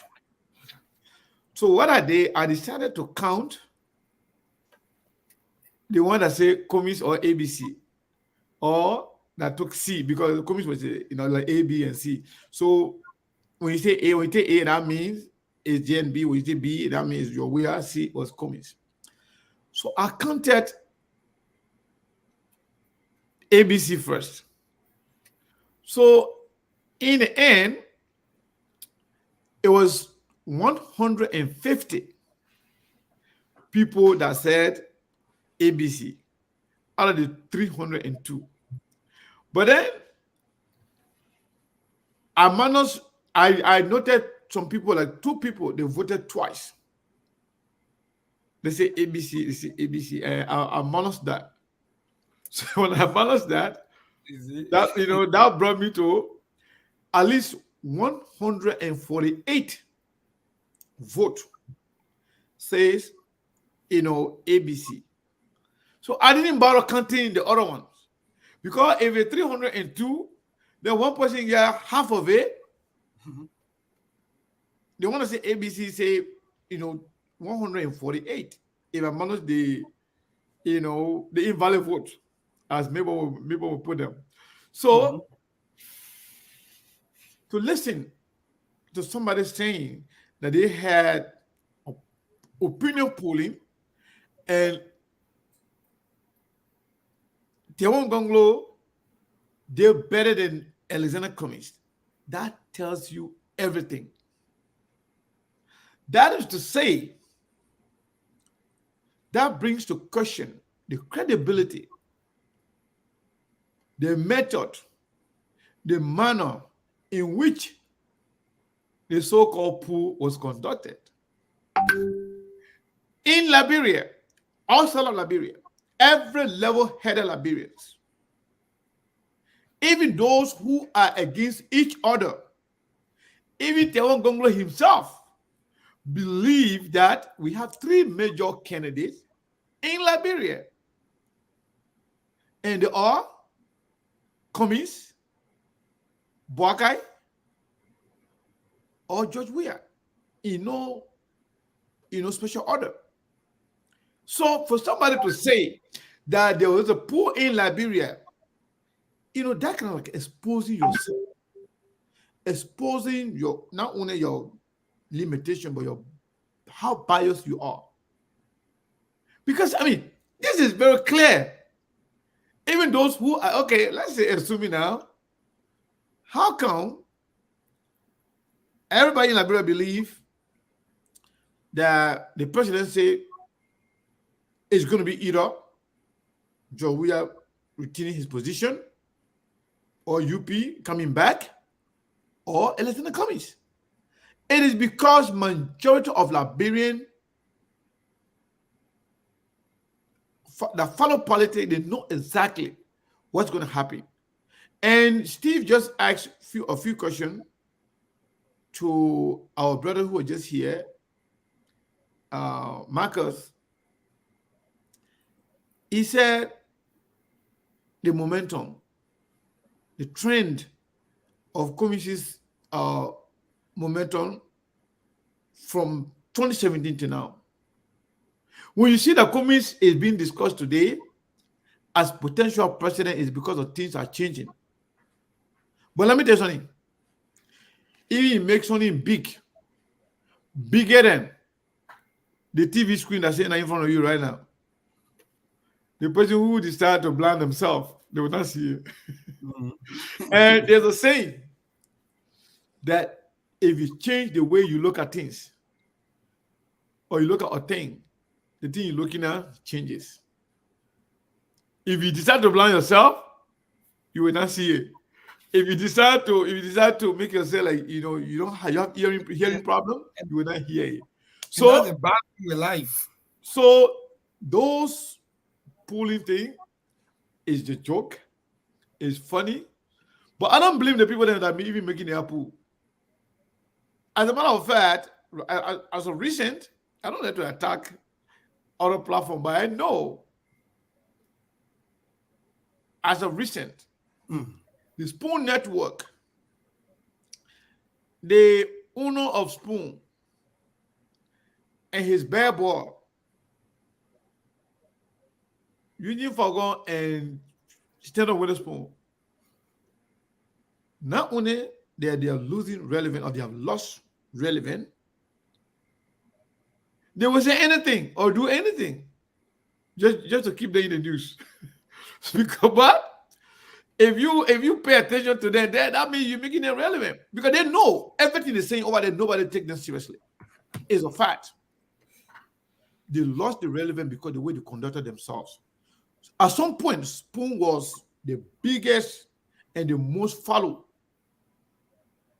media outlet in Liberia, owing to the fact that they own several radio stations. Even though people are saying the radio station can go beyond Motorado and Magibi, but they had a lot of following, and a lot of people used to follow them and believe what was coming out of there. But given a lot of happenings, a lot of things that have happened in recent time, they are not that they have lost relevance. Now that people know that maybe if you see 3,000 people watching, maybe the actual people that are watching, maybe that 300 or 400 people. People know that. And they don't say they know it. So, because of all of those things, nobody, let me tell you something. If you traffic in lie, if your life is about lie and faking, anything you say, even telling the truth, nobody will believe you. Even you can go and stage calls just to make yourself important, people will stay not believe you. So those people who are actually following and listening and thinking that something, the fact that Spoon declared and presented themselves as a campaign arm for one of the political parties, especially UP party, and then involving in all the lies and deception, that takes away their relevance. And anything coming from there, a lot of people will not take it seriously. So pooling, even they say today, election happened today, they put Spoon, if you had 10 votes on Spoon, the other Baka will always win. But Yes, to bring what he need over commies, that is done to demonize commies, just to make commies look irrelevant. And they have to do that. Bwagai and UP are fighting right now to catch up with commies. And Cummins, while they are in the train, Cummins is flying in the air, in the plane. So I don't know who's going to reach first. But people should not pay attention to those things. So, Mr. Connor, just before we get to the line, I just want to make this brief statement. But this is not the first time they have done this. Remember when Human Braga came here? What it did was they gave another number when they did that polling, and the Unity Party always does this when they know that they're gaining no relevance and no traction. They will go and set themselves up, set people up to call and say, "Oh, Braga winning other poll, Braga winning other poll," just to keep them in the conversation. And it's done deliberately. We know what they are doing, we know the strategy. But what's even more sad and what's even more concerning is, look, let me say this. I think the CPP people have done themselves well, but they just need to stay focused and be consistent. Don't go there. Simple. Look, don't go there. Look, if you are addicted to it, then you got to detox from it. Don't go there. Go watch TV, do jumping jacks, run in your house, do something, go to sleep. Don't go there. Because the more you go there, the more they will feel relevant, the more they will feel important, the more they will feel as though they can cajole you or they can lie to you and put you in, that kind of panic, anxious mood. Don't go there. You know the people are already lying. You know what they're doing is not true. But you dare giving and say hi and writing and commenting and doing that one. So, I mean. Okay, and then let me say this. Let me say this before we go to Melbourne will say something and then we'll open the line. We have had several pool here. And in all of the pool, Joseph Boakai got more callers in Liberia than any other person. Because you know what? All the polling we have done it without even discussing it, without even announcing it. We have done impromptu pollings. Nobody knew that we were going to poll. We just come and do it. At the end of the day, all the two major polling we have done here, if you combine both Diaspora and Liberia, Mr. Cummins has gotten more. But in Liberia, Boakai will be in front of Cummins, maybe like 2 or 3 or some 4 votes in Liberia. But Boakai has been the one leading in all the polls we have taken in Liberia. But when we open it to the whole world, if we put all the numbers together, Cummins always won it. I've always won it. So that means we have said clearly, Cummins people need more job to do in Liberia. There's no doubt about that. Because Boakai's name is the household name. For 12 years, he's been vice president. And beyond that, the Unity Party people, they are ever ready. They have a group of people, they have a platform, they have pages wherein they have group chat room wherein when you say police start, the first 5 minutes, you will not hear them a lot. But by the time they launch that number in their chat room, all the call that will come, it will be Unity Party people. Because they are ready. And other people are not ready to do that as much as the Unity Party is. So we report that as is. We don't go there and say, okay, you know what? Cummins got here when you could give big numbers because you people were supporting Cummins. But we have never ever have a polling and we deceive Cummins supporters or CPP supporters to say Cummins got more number in Liberia, more than Joseph Boakai, because we know that's not true. But what was shocking to us was that both of these people are beating George Weah in all the polling, both in Liberia and outside Liberia. I just want to make that clear. In all of SKTV polling, both of them can beat George Weah in Liberia and outside Liberia. JMB always win in Liberia, Cummins win in the diaspora. But when you combine all the numbers together, Cummins have won all of them. Melbourne, back to you. Thank you, Sekou, and thank to all of you, Steve, and the rest of the team, or in fact, our viewers. Yes, will they pull into let me just say something about it small, then we'll go to the line. For me, I sit right here in studio, you and I, and we conducted a poll, and I noticed that there was a lot of cheating. You see, sometimes we got to be fair enough to ourselves. Sometimes you see one person calling 4 times. Yep. One person. I noticed that, Steve, and that's Seku. So for me, from that day that you and I we conducted that pool, I don't trust pool anymore. Because why?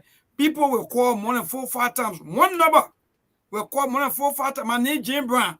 You come my name is Paul Peter. Come again, my name is this. No.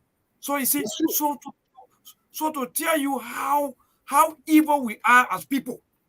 People don't want to be fair enough. So the political party will be sitting and say, yes, our people are calling, they're giving it to them, they're doing that, they're doing but come October 10th, the actuality going to come out. We're going to see the real voters. We're going to see the real vote. All they putting here and there, they're doing all the, in fact, conducting opinion pool and all that kind of stuff for me. I don't get no interest in this thing anymore because I said right here and I conducted a pool and I saw that happening right here institute. So for me, they can conduct all their pools they want to conduct, but the real pool will be October 10. Thank you so much. So another one can go to the line. Go to the line. All right, so 0770203125 again 0770203125. You can call us now and be part of the show. For those of you who've been calling already, yeah, you can call in now to be part of the show. Today's caller, good evening. Good evening, neighbor. Yeah, my brother, your name and from where you join us? Thank you. My name is Patrick Dewey from Sokoline District 4. I see why Chiku is saying the diaspora should come and vote because Kuminga more vote in the diaspora than Liberia. And look, yesterday you guys were discussing something your brother, the Honorable Musability and you put the need to call. I'm already thinking for us to conduct that to see who is the first job. First of all, you got to get your first job before you talk about second job. So since all opinion pool can be we'll bring that topic on next time. You're right. Actually, yesterday I received a lot of messages from that topic. So I beg you, anytime you're telling me, you need to so we did a great equally, or I beg you, but say the other opinion pool that can be conducted in the diaspora, who can win it. I want you to set 1 hour, 1 good hour, no interruption. Let's go ahead and vote and see who get the gun. Because all opinion pool you say can be mine, and the opinion pool that was conducted and said their own spoon talk, it was free and fair. How? So you want to talk about that? You were there. Are you holding the phone before you were free and fair? Yeah, let me tell you now, Amen. No. Nobody laugh first. I don't want you to say it was. I didn't even say it was free. That one no problem. Anyway, you're gonna spend your money, but you say it was free. No problem. But for it, I beg you, my man, forget that thing. I can give more than 4 to 5 voices. Forget that thing. Keep a course coming 0770203125 against 0770203125. When you talk about voice, look at the better about voice, Steve. People can change the voice anytime when they want to. So the other thing, maybe you can't do it, but other people they can do it. So let's call her. Hello. Yeah, my dear, your name and from where you join us? Man, what happened to your voice? Is that the weather? Go ahead, Chief.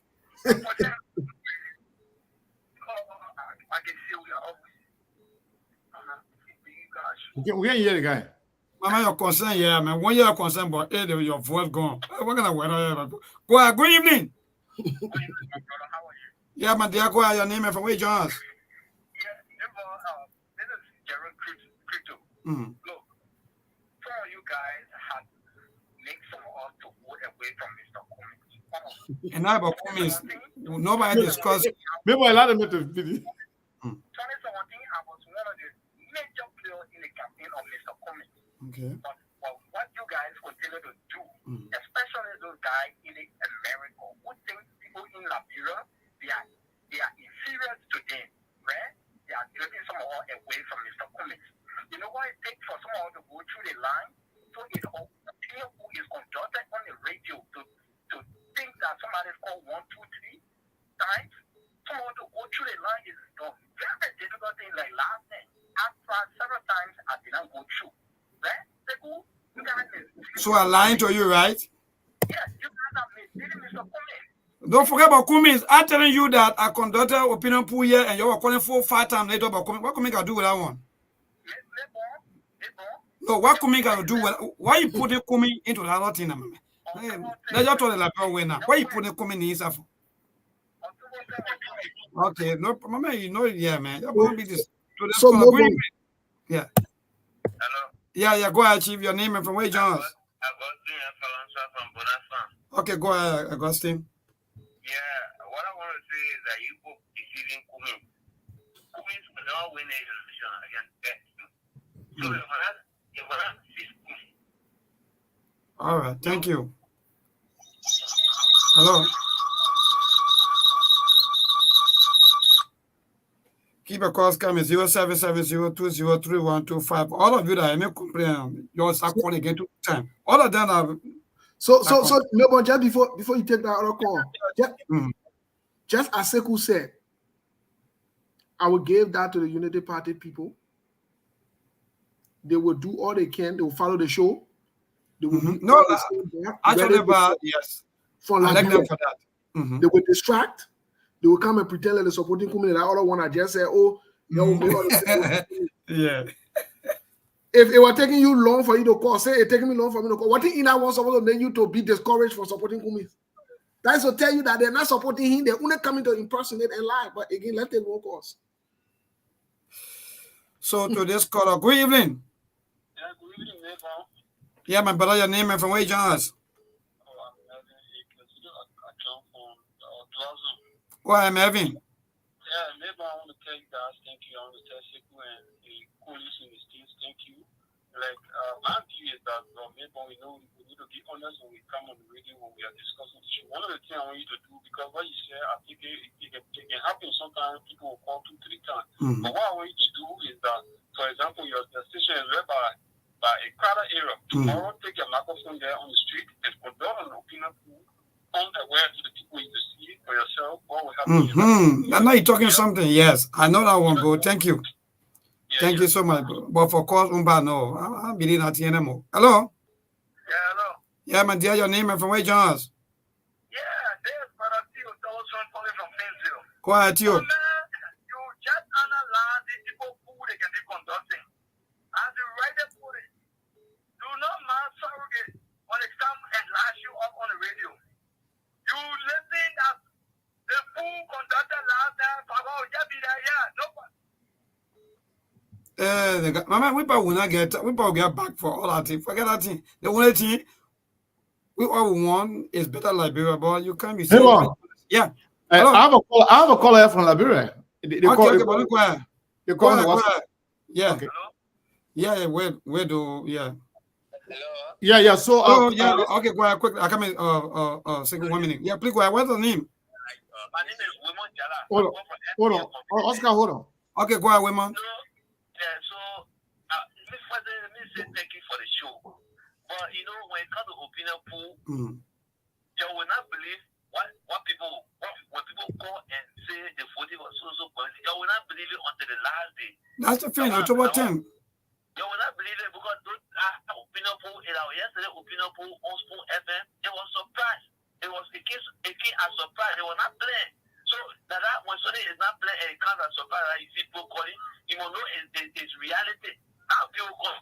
If you're not believing it, we'll stay and we how long for 4 months. Okay. For 4 months, we'll see the result. All right, no problem. So no result is not coming out. So we just gotta be careful as to what we say and in fact how we go about with things. But go ahead, Chief. I think you are muted, Sekou. I think you are muted. Yeah, I apologize. Yeah, so what I'm saying, Melbourne, yes, I'm going to take this caller, and then we'll take a few more calls from the diaspora here, while people, while we stay on the radio. Yeah, we're going to have about 6 or 7 more Melbourne, and we're going to do this. This coming Tuesday, we start announcing it from today until Tuesday, the election day on SKTV. We will spend the first 30 minutes to talk about it. We will open the line in Liberia for 30 minutes or 45 minutes. You see people, you people, you see this people, like we will inform the whole world about it, no surprise. And we'll open the line to everybody. At the end of the day, we'll announce the result right here in front of everybody. We're not surprising anybody. Go and tell your people, say, you get ready. SKTV is going to have a voting on Tuesday. So that way, they never will say, oh, they will stage with this or that. Everybody will come. You have equal opportunity. Your call will go through. In Liberia, we're not taking a call. In Liberia, the Melbourne, and we'll try to make sure that we have both numbers for male and female, so that way the land can be crowded. Segu, they should only finish here. Some people are not talk. All right, they start calling me back to back. So is it one thing I'm talking about? Yeah, leave the point. You already get to already with your points. Still, you still calling because you want to talk. So, caller, what is your name? Where are you calling from on the WhatsApp line? Yeah, I'm Oscar M. Dolo calling from Mankebe gas station, Pinsville City. Go ahead. My first time when I started listening to your show, but the question that you asked, the fear of Liberians for the diaspora not to come and partake and contribute to the country. I just want to add to what Mubel said. One of the biggest fear is our politicians. They are afraid of the scarce political power for you people who can't take their power from their representative and all the kind of thing. But for some of us, we want for the diaspora to come and be able to open companies. Investors, not just about the white man.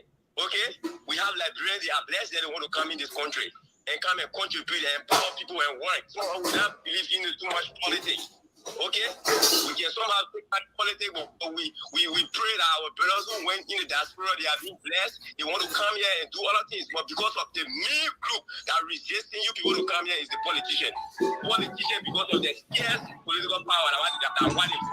All day they are going against your body. Actual Liberians, let me tell you, you want for the brothers to come. You people went down there for opportunities, you have it. To come back now, politicians and pray for you to take their job from them. Thank you. Representative, because when you can't start competing with it, that's one of the major issues. Let me just add what he said. Because of the scarce political work. That's why they are afraid. It's not the typical Liberian, the majority. You can do an assessment, your survey. You want for our brothers to come, we want you guys to come and empower us. We want for you to come and create what you learn to help us, improve us so that we can work together.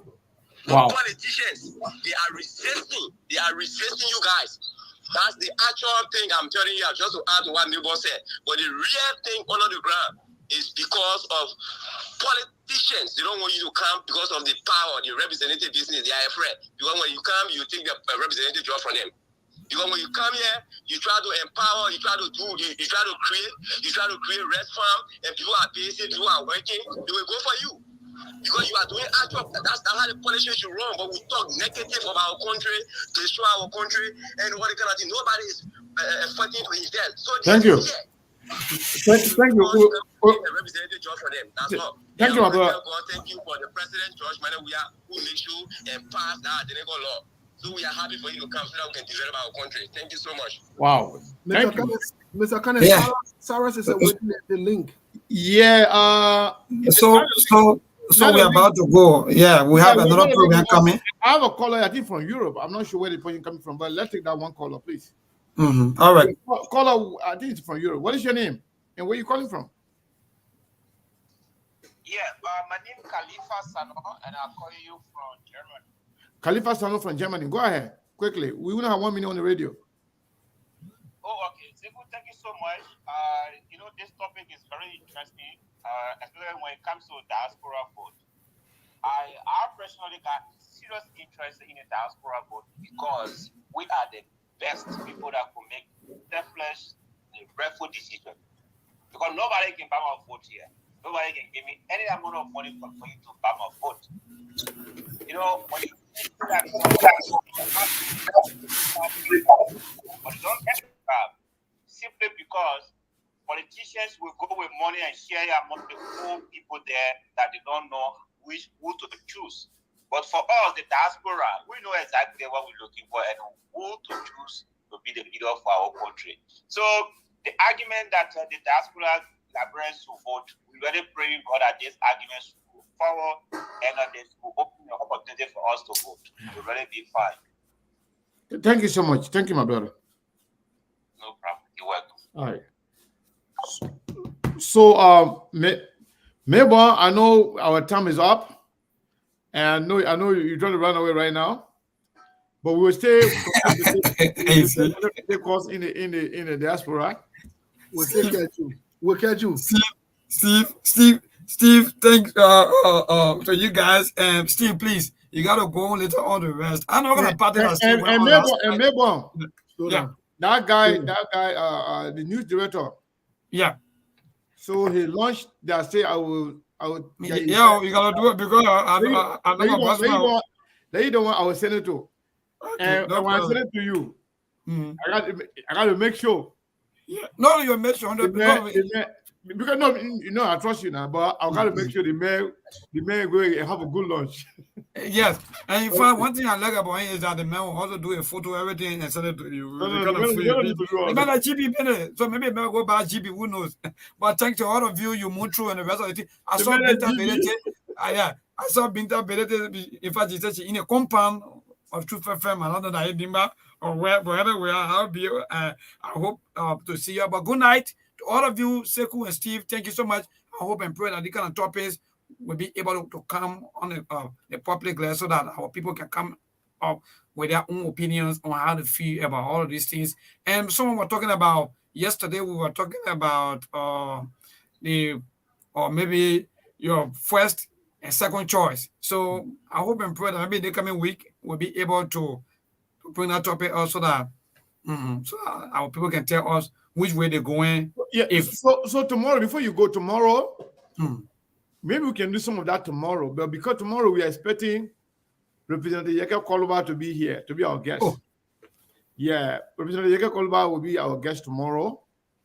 And we have a lot to cover. Yeke Koluba, you know, he had a press conference and they're accusing, there are a lot of allegations going out right there. And he's the representative, he worked in there. So we want to hear from the house's mouth. So he's going to be here tomorrow. You're going to be live on SKTV, we'll be live on Truth FM. And we will discuss. The message will come on today, but because of time factor, we decided to move the interview to tomorrow. So Honorable Yeke Koluba will be here tomorrow. All right. Thank you so much, and good night from my end here in Liberia. Thank you. So,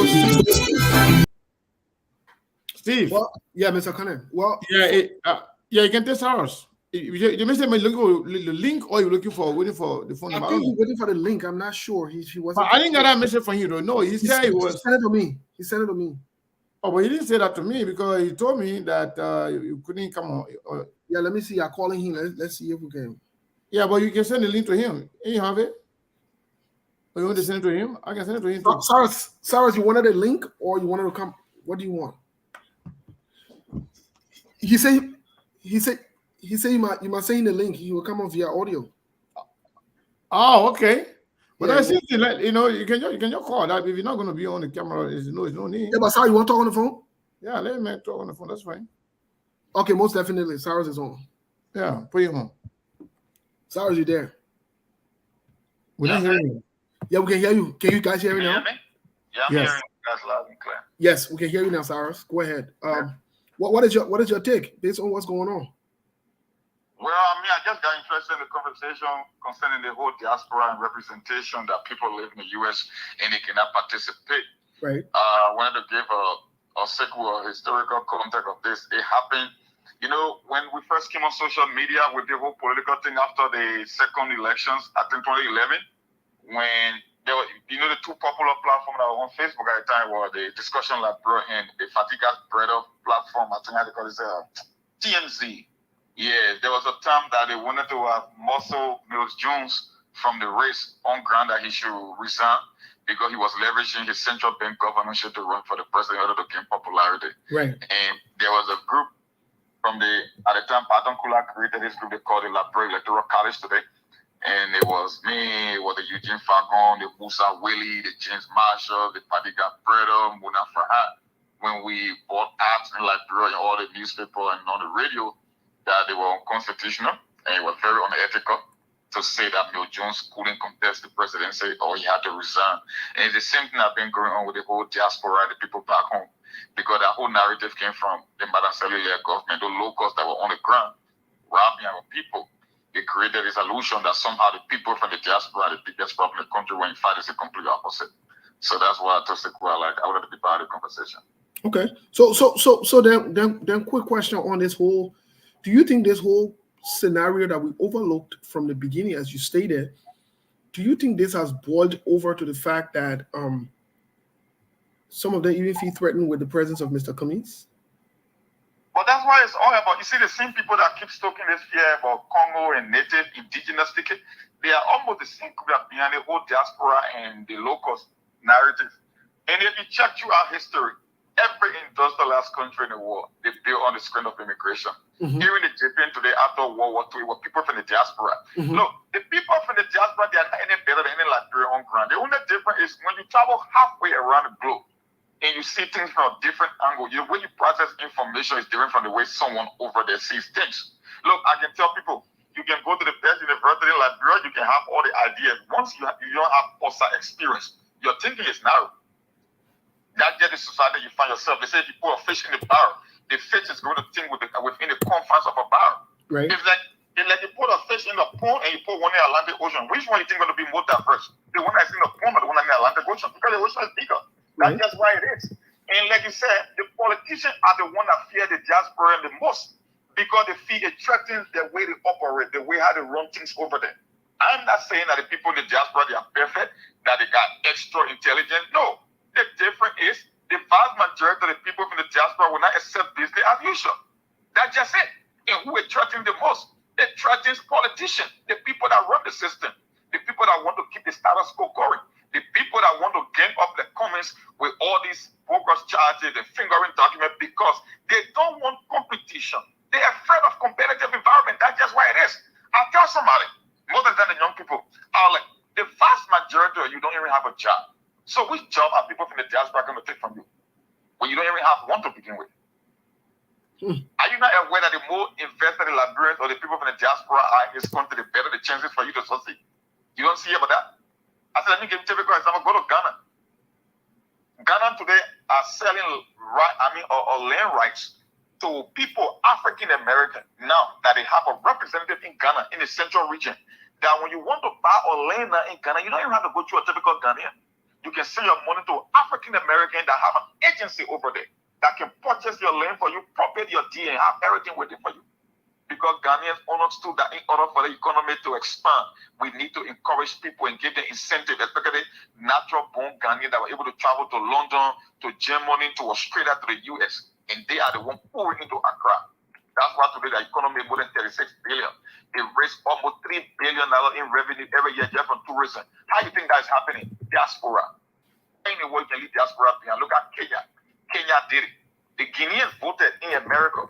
We brought this suggestion up since 2011 that by this time, it's easier for people to vote in the diaspora. Matter of fact, we have all the resources and all the technologies in place for all to vote. We can even announce our result before even the people in Liberia.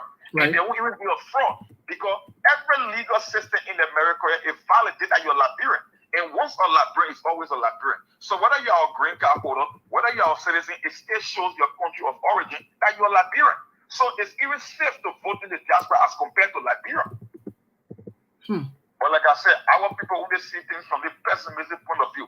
We are so divided. It gets like it's built within our DNA that nothing good can come out of our place. Everybody here want to think with this kind of a narrow scope. Nobody want to think outside the box. Lawmakers wanted to do, because they are the one that benefits the most. It's the most profitable business model like to have a government job. It's nothing else. That's why it's all about. And the country continues to be the victim of this mentality. And that's just why it is. So they don't come up with idea. I tell people, go ahead, you trying to say something. So Cyrus, just before you continue your answer, I wanted to interject this question as we try to wrap it up here for the day. I wanted to know from how do you think this threatens the lawmakers, especially most recently we've seen the rhetorics from the United Party's camp of elitist ticket every time they refer to the Cummings and Charlene Bronskin ticket. What threat does it pose to the political parties? Let's forget about the legislatures. What threat does this conversation pose to the political parties? What would you say? Because that's how they can survive. Look, I always call on the show and tell you that environment trumps genetics. You into psychology and human behavior, so you understand what I'm talking about. The reason people like Cummings are always seen as a threat, I will tell you that People like to say we want change, but human being always built to resist change because that's how our brain function. Our brain want to protect us from harm, and people see change as a threat and it's a harm. That's why the guy like Cummings and people want to keep a guy like Joseph Boaga relevant in politics as compared to a Cummings, because they just know that it won't be business as usual. It's not 100% guarantee. I'm not saying that Cummings himself is a sin, but if you look at Cummings' background, how he was groomed, the kind of environment he come from, he's most likely to behave in how he was trained as compared to the opposite. And the same thing you see in America, you know, people like to maybe, I don't like to inject American politics into like brain politics because there are a lot of the big, of difference, you know, in terms of the infrastructure of the institution here. But it's technically the same. You don't want a guy from a business environment coming to a political class to come and change the show. No, they were resisting at any means possible. It's the same thing in Liberia.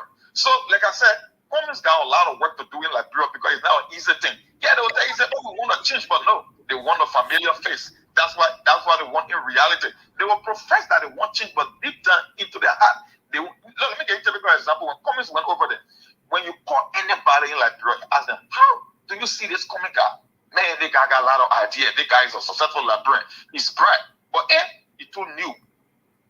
6 years later, what they are telling you, Cummings is the one that is acting greedy. Look, let me tell you something. They will profess that they want something different, but deep down. Look, the problem in Liberia is not that our people cannot differentiate between the wrong and the best candidate. It takes a mental fortitude to make a tough choice, to accept something you are not familiar with. That's the problem in Liberia. That's where Cummings is fighting against. So for Cummings, he got to work 5 times harder than any other candidate. That's why you see a guy like Joseph Boaga, he believed that I can just keep silent and this thing can still play in my favor because I'm a familiar face. I've been in the system for long. I don't have to work hard. I'm entitled to. That's why like Sekou, that narrative Sekou made a couple of days ago about the whole thing about the CPP, that's why it was all about. They would do anything to sleep with a familiar devil than to incorporate a new guy into the system. So for a new guy to win, it's not an easy task in Liberia. It will be a very dangerous situation in Liberia. Whether you like it or not, I guess the reality. So Cyrus, just before Sekou, maybe ask you 1 or 2 questions here. Here's another question for you. Unfortunately, there was death in a result or at the house of Gloria Mususka, the former Chief Justice. But my question is from the angle of members of the CPP, members of the Unity Party, some supporters of Joseph Yuma Boaga, both home and abroad, who are calling now for Gloria Mususka to be free. Weren't they the same people that were and saying that the judicial system now is biased and Jowiak government is criminal and all of it? But a few months ago, weren't they the same people that were in line with the same government and they believed that Mr. Cummings altered the document and he needed to be prosecuted, and they believe that the Wiale government is doing what is right, as evidenced by that? Costa even admitted that they are working with the government to ensure that the whole Cummings is accountable. So is there a different judicial system or branch of government that prosecuted Mr. Cummings as opposed to the one that want to go through this case? I'm confused. Maybe you can help me. Look, I keep saying it all the time, I will sound like a broken record. Any logical Liberian with brain, we head on their shoulder, we resist CDC and Unity Party at all costs because they are one of the same. I keep saying that. When Benin Nigeria and Costa were playing chief surrogate for Joseph Boaga, there was Benin Nigeria on live video that said a typical Liberian should be a fool to believe in the justice system in Liberia. But it was the same justice system that he took Cummings to in order to seek justice, right? So there's nothing screened. The whole Gloria Mususka case, I don't like to dive into it a little bit because it got so many twisted angles. But I just find it interesting that the government will always take on a political case as compared to seeking justice.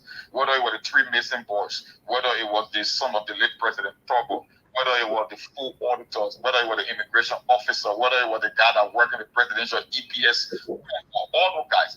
I just found it absolutely comical that the government will be very swift and they will always be responsive when you got some political angle as compared to the typical case that people would be looking for results from. That's just why it is. So the whole Gloria Scott thing, I'm not too familiar with the genesis of it yet, We're getting information from here and there. Some people say, oh, there were internal conflict in the woman's house between her girls. I mean, so for me, I don't like to delve too much into the whole conspiracy angle, but I'm just looking at the pattern here from the government, the way they approach the cases, and the opposition, whether it was the Joseph Parker, whether it's the Benin jury concerning the justice system and law in Liberia. Because I don't refer to Georgia government as an administration. It's a criminal cartel. So I know how things go. Like Sekou said, if you've been around for long, if you got some security acumen, you can just put 1 and 2 together and know exactly what is happening in Liberia. So I don't listen to the legs of the hero, or even Joseph Parker. Like I keep saying, Joseph Parker uses surrogate to do his daily work. He's a dishonest politician. He uses his silence as a political tool, and that's just exactly what you keep doing. For him to take a witness stand from something that happened internally within the CPP in the name of seeking justice to bring comments to the law in the broken justice system, I don't know how you make that argument. It's just sad. Unfortunately, that's political season in Liberia. You got to expect anything that will happen in Liberia. That's just where it is. Thank you, Cyrus. Mr. Kamel, do you have any question or concern for Cyrus here before? Yeah, Cyrus, can you hear me? Yeah, I'm hearing you. So, like you said, we have heard a lot of conflicting information about that case. And the most recent one that I saw, personally, I wouldn't buy into it until I actually investigate. Yeah. That has to do with an alleged involvement of Dillon with the girl who died. But reading some of the comments under the post that is accusing the senator, some of the people who are supporting the senator, instead of either ignoring or refuting or debunking the allegation that is not true, but they are going to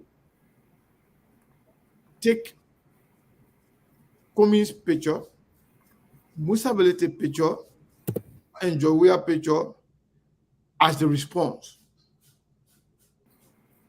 Being defensive in that manner, especially on that kind of allegation, do you think the wisest thing would be for Dillon and his supporters to either deny or debunk the argument than to just start attacking opposition leaders that got nothing to do with the allegation? You know, in politics, like the last time you guys were on the show, you were talking about there are certain allegations coming should just escape out. Like, no, you don't want to escape allegations in politics because technically people respond to negative and positive. Our society will let the whole thing about sensationalism, yellow journalism, and gossip. Why do you think all these stupid shows can get more views on Facebook? Because that's why we gravitate to. And in politics, if you cannot define yourself, your opponent will define you. You remember from the beginning, they said, oh, the people went to the former Chief Justice House because there was a case within Liberty Party and they wanted a document. I was like, if somebody want a document, why the probability that you go to somebody's house and walk away with a document? How many lawyers keep pressing the document in their home? Like especially for a political party, like people with huge following, people that got branding and a political institution. Who's going to keep record in the house that Aaron Robert would just say, you know what, let's just go to Gloria Musu's house and go look for a document. It was the same thing we saw with the framework document allegation. How in the world Ben Adjure can just mysteriously find discrepancy in the document? How do you think that happened? These are all lies. But it's up to Dillon and his team, the PR team, I don't know if he got one in place to either rebuke that and stand. Because look, if you don't speak against the thing, they stick. And the information will go faster than you think. Look, negativity sells more than anything positive. By the time you know it, it's become a law. People will accept it. People will buy into it. That's why you look at the biggest lie ever.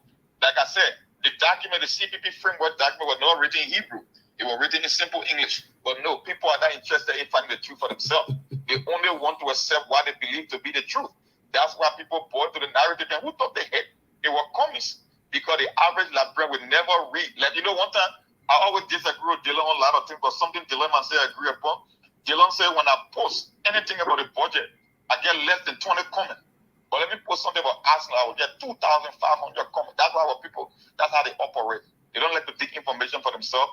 They love to be told, they love lies, they love gossip, they love sensationalism. So the kind of a story, they will gravitate to it naturally as compared to taking out the truth. So if Dylan cannot kind of insulate himself from the kind of unjust accusation, he might likely be a victim as well.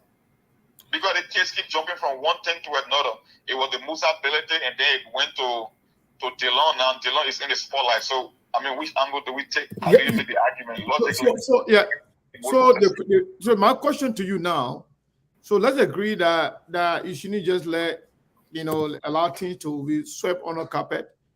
But if you are going to debunk or you are going to actually deny, I think the best thing to do is to just go and attack other political parties that got nothing to do with the allegation. No, I don't think that's wrong. Huh? I don't think you can just go and just attack other political parties because you say you want to insulate yourself from this accusation. But you got to take a proper stand in terms of debunking this, whether it's a myth, whether it's the truth. That's it. But you have to respond. You can't keep quiet. Like I said, it's just the nature of our politics and how news can circulate in Liberia. I don't think that Dylan can just go and attack opposition or people who he believes trying to play politics. But I know the government want a role to play into this. That's why they took on the case. That's why they were swift. They were quick to respond. They want to go and arrest the lady and put her behind bars. But these are the same government that brought hundreds of millions of dollars worth of drugs in the country. And today we cannot get a count of them, but somehow they are so interested into Gloria Musu's case as compared to any other case we have seen in recent memory. I just don't get it. Yeah, but why every time the government is so into political cases as compared to finding out the truth and dispensing justice, you just don't see it with this government. Yeah, but Cyrus, quickly, and Sekou raised an important point that I thought it was important for us to get into a little bit, in as much that when I read the piece last night, sometimes yesterday, I didn't want to get into this conversation, but like Sekou said, because it ties into this case, this allegation, you'll recall that when this scenario came out, the first person that these guys blamed, exactly. Really? Yes. Yeah. Mr. Dylan, the interview Dylan had, that's exactly what I was going to say in refresh. That Musa ability had a hand in Gloria Musu's daughter's death. That's the kind of impression he created. So it's like, at a certain point as well, he gave me a dose of medicine. So yes, Mr. Kane. With brain conspiracy that Musa ability somehow had connection to this thing, and Musa ability had a hand in it. So it's not a surprise that now he's a victim as well. Who can play that game? That politics. It's show business. It wouldn't be a surprise also. It wouldn't be a surprise also that even the game that he played and took Mr. Cummings to court, it wouldn't be a surprise that the same game resurfaces and the United Party finds itself in court for the elections. And it wouldn't be a surprise because they have worked. Yes, Dylan, I think he even called on Spoon Talk that day too, Mr. Kane. So yes, wow. So I'm telling you, and so these things are very disturbing. In as much that, and this is what we say always: we can't do politics relying on people because it's back to haunt you. Dylan implicated Musa ability directly. The first person that started it was this guy from the Liberty Party. He wrote a piece. And they pick it up from there. It was started in the chat room. I'm just forgetting his name. Not Emmanuel Azongo, one of the other guys. So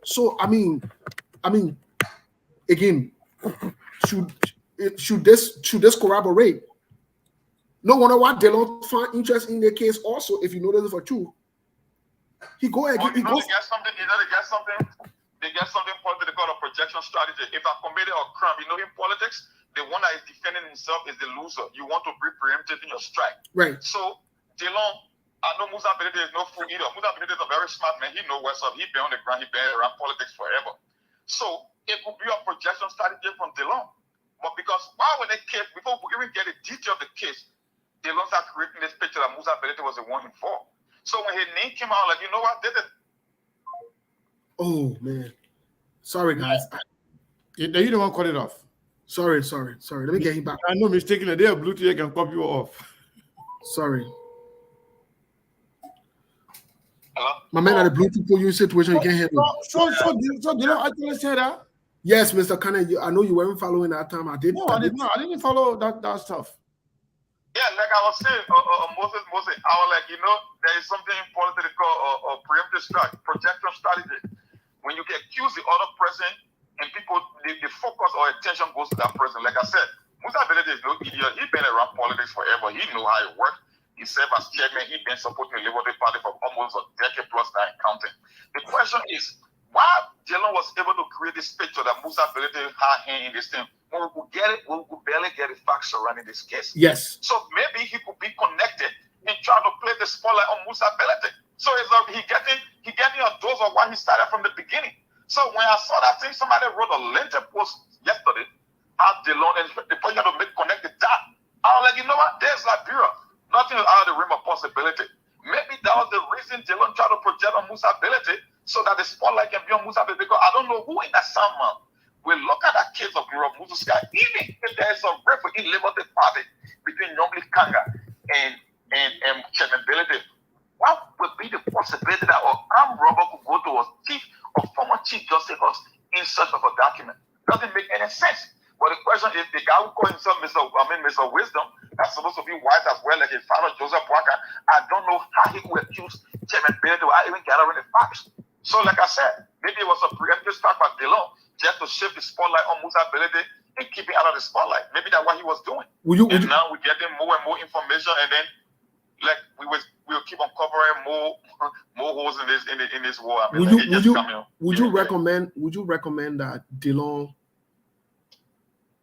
because Delon interfered directly with the entire thing from the beginning, with this revelation that's coming out, if this can be corroborated, would you recommend that Delon also gives a statement to the police and, if possible, be called in to discuss this even further? Because this allegation, it's very indicting, and now that you've said it, looking at some things, Senator Darius Delon has raised some serious concern on himself, whether you like it or not. And this is a side politics, because this is questionable at all levels. Senator Darius Delon should have never. This does not concern him. It had nothing to do with the Liberia. He's a sitting senator. He can't be passing around making baseless arguments on people. So, I mean, as much as that some people might want to take this as political, it's troubling. And I think maybe Senator Darius Delon need to clarify some things. What prompted him? What prompted him to have made that allegation from the get-go? What was it? Dylan always posts that he's a legal man in as much as he doesn't have a law degree, but he worked under the supervision of two of the most brilliant and famous lawyers in Liberia, which is T.C. Gu and Councillor Bronskin. So Dylan always like to make claims in knowing the law and how things work.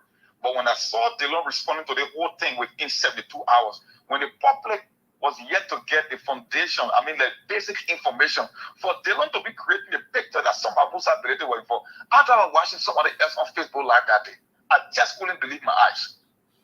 And I was like, okay, this guy who claimed to know the law, I mean, I don't have any idea about law, how the law works. But if you say you've been working on T.C. Gu and Councillor Bronskin for more than 2 decades and you know about the law, why would you jump to a conclusion like this without hearing the facts?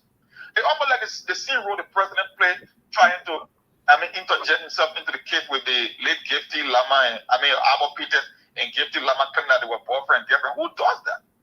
Except you have some kind of a guilt, or except you anticipate something to come towards you in the long run. So you could play a projection strategy by shifting the blame. That's what I thought he was doing. So when I said, look, brother, you know how I can process rumors, right? Rumors are not always fine. The same way with conspiracy. The people who believe in conspiracy, they get expanding their thinking and see things from so many different angles. It's the same way with rumors, especially in Liberia. Not every information within the rumors happens to be true, but there are some element of truth to it. Look, if I want to tarnish Sekou reputation, I will not just come and say Sekou rob a bank. If I know Sekou doesn't have a history of robbing a bank. Yes, the information might not be true, but if there is some history, or maybe Sekou might be linked to a bank robber, then you can make that case. Because, like I said, the whole information is not true, but there are some element of truth to it. Nobody will just get out of the blue sky and can't accuse Dylan on something like this. We ask some kind of link. I'm not saying he's in fault, But no, there got to be some kind of a connecting point with this rumor circulating that his name will be involved. It might be something, it might be indirectly or directly, but maybe he got some connection to it. Because the logic here was trying to create this whole idea that Musa Belete, even without the facts, that Musa Belete had in it. It was very, I don't know which adjective to use, but it was just from a sitting lawmaker. So who knows? We'll see how it plays out. But like, there are so many political undertones to this whole case as compared to just seeking justice. Like, people play too many games, and we are in election season, so you can expect more to come. But I won't be surprised if Dillon got something to do with it just because the accusation of determinability. I was like, you know what, this is just not normal for a guy like Dillon who claimed to know the law to do something like this without facts. I don't know how you came up with that. Mr. Kennedy, do you have a? No, I'm kind of trying to process the whole thing now. The fact that you people are, because I didn't listen to Dillon, I never heard about him, but I know I listened to Fangon, where he was pointing finger at Musa Belete, accusing Musa Belete of being the person. They try to, manufacture the story, making it look like it was all about document. And I know, because I don't take Fangon seriously, like I've always said, I don't take him seriously. Anything coming from Fangon Mao, I just see as, like, when you see crazy men talking, you passing by there, you don't pay attention to whatever they're saying. I don't take Fangon seriously. So I thought it was one of those crazy talk, but to say Dillon himself, was somehow projecting or suggesting that his argument that Musa Belete has something to do with it, then some of the allegations in this write-up,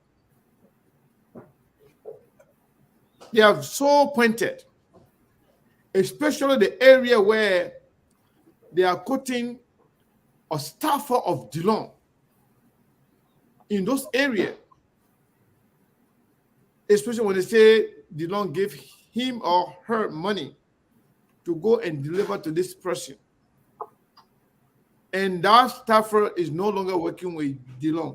Then definitely, if at all Dillon has anything to do with this thing, Dillon will know exactly who is that staffer. Steve. Right, but then at a bigger case, on a bigger note, then this staffer can be traced because the government can definitely track down all the staffers that left Dillon's office, try to corroborate this information, and let the government go into this case and find out what's going on. Something is not just adding up. It doesn't make any sense. Yes, that was I said at the beginning. The Gloria Muduska case got so many twisted angles that for you to even establish the basic premise of this case is kind of very, very tough. Like, you just got so many outside opinion, so many twisted angles. People forming their own theory. You just cannot put the pieces together. Whether you want to look at it logically from a legal standpoint, it's just confusing. But like I said, the one that caught me off guard the most was Dillon. And like I said, certain things people can tell you, Moses, you can just use common sense to know exactly whether there's an element of truth to it. Sure. I was like, chairmanability. Even if there was a rift between Nyongli Kanga and chairmanability that Mususka was the lawyer, why would a chairmanability go to Mususka's personal residence instead of a document? Does that make any sense to you? Yeah, like the court, like the court does not have those documents on file. And then at the time, the man had won the case twice in court, and the Supreme Court had, come down with their ruling. So what kind of document? What kind of document will you be looking for? Where's the logic to that? And then you talk about God who claimed to know the law, that was grown under two of the best lawyers in the country's history, being the one to point finger, even with added facts. Like I said, he got some link to it. I'm not saying it's part of it, but there is something that connects into that case. That's why he came up with that projection strategy to place the spotlight on Musa Belete. That's why I believe. Fundamentally, that's why I believe. Well, thank you. Well, Mr. Kane, I think we can leave it there for today. Yes, Mr. Kane, I will be headed to the stuff that will pick up that thing. All right, no problem. I'm here. Okay, so we can leave it there for today. So, folks, join us tomorrow. Representative Jacob Kolba will be here with us tomorrow to discuss some training issues in the country, especially the allegation we are hearing. So join us tomorrow to discuss, to have a conversation with Honorable Jacob Kolba. Until then, we'll see you. We'll see you. Anyway, by the way, before I even go, let me see, because I don't want to be bad. Let me see here. So, yeah, somebody sent out $20 and that person's name. Okay, the person didn't say don't come on in, but Lucretia Hoff gave us $20. Thank you so much. I think that's the only person. I want to make sure so I can't skip people's name, so they won't feel like that we are ignoring their contribution. Because I'm about to leave now, but I just want to make sure.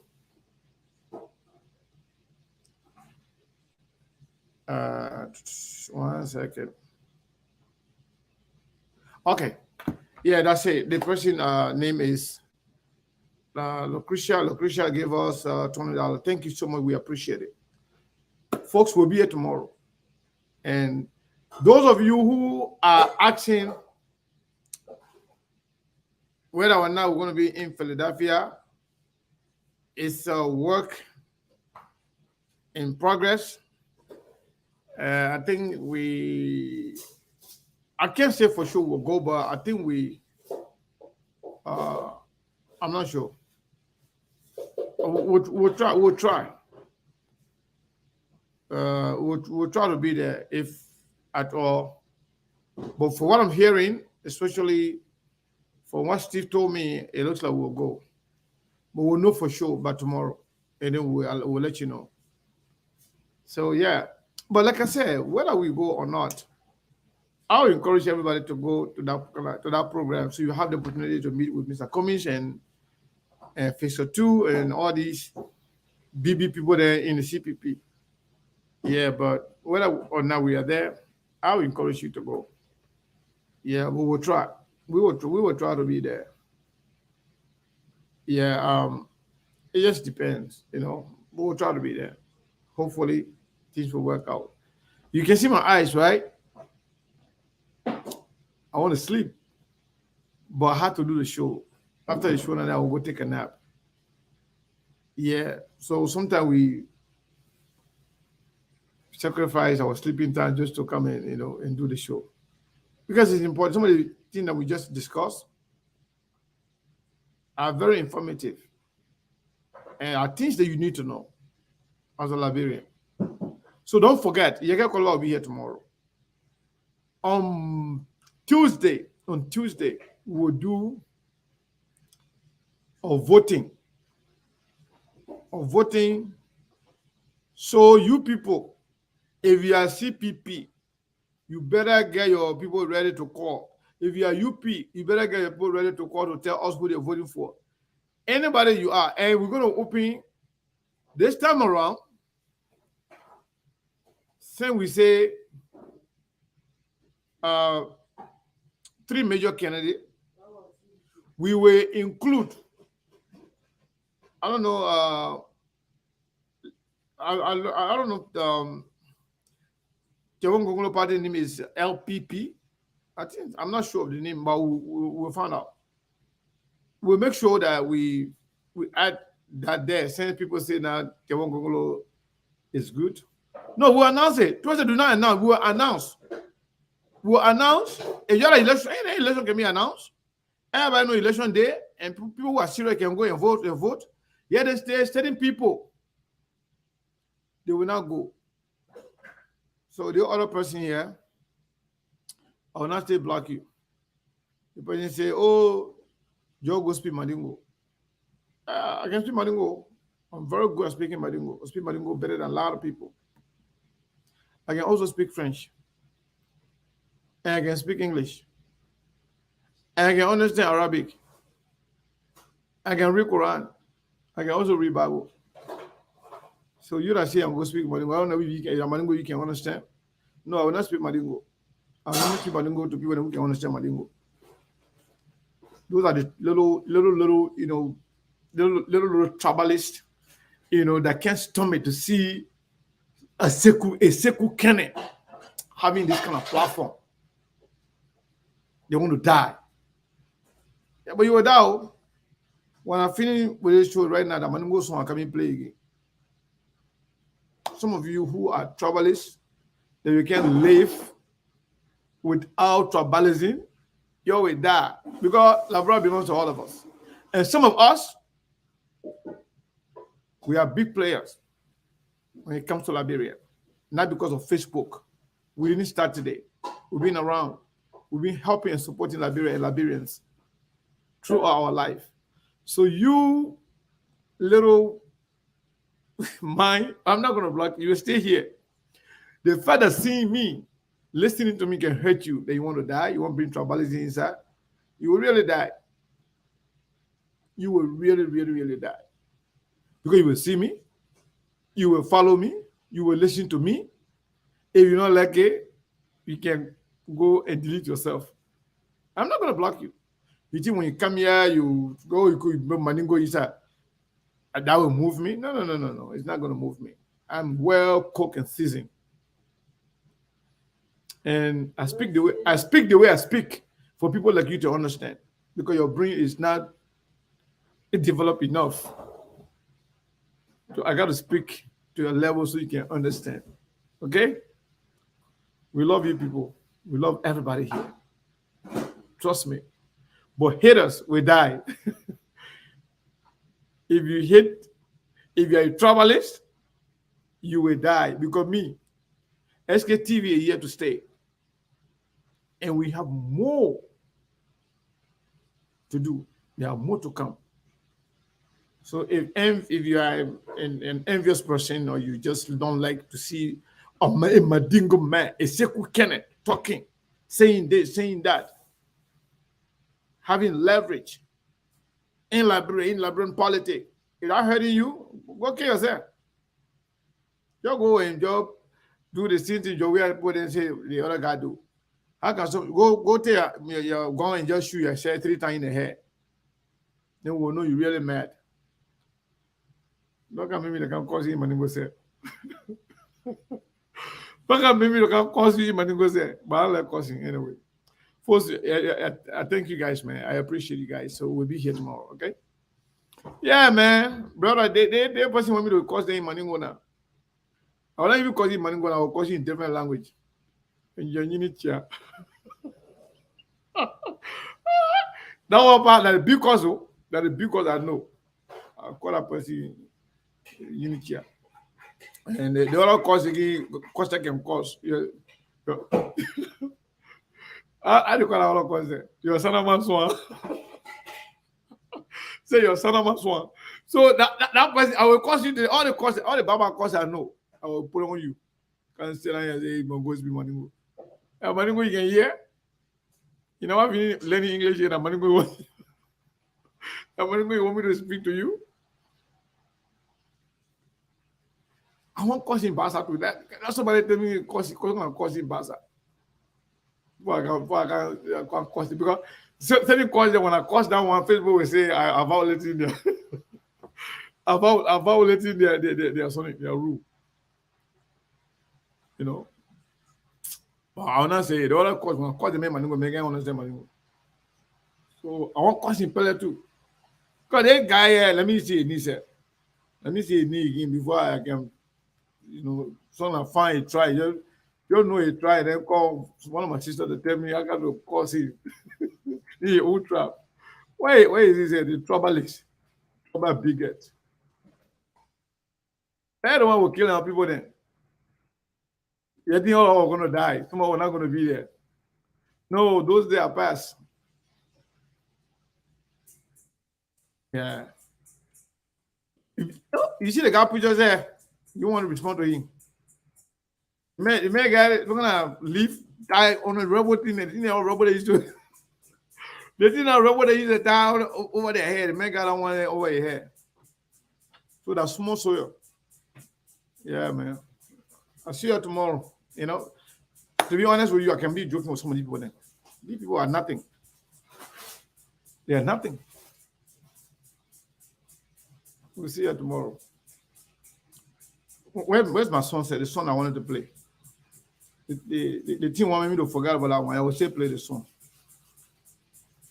Where is that song? Say? I gotta play that song. Yeah.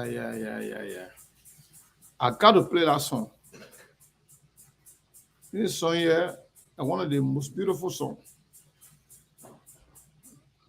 Yeah, man. We're sending people there. We're sending people there come on the show. They cannot kind of distract. And me, I want to tell you, yeah, a song, man. Okay, I find my song. Now I'm gonna go song from Ivory Coast. A lot of trouble is to listen to it and go, okay, is it? You gonna go drink icy water, yeah?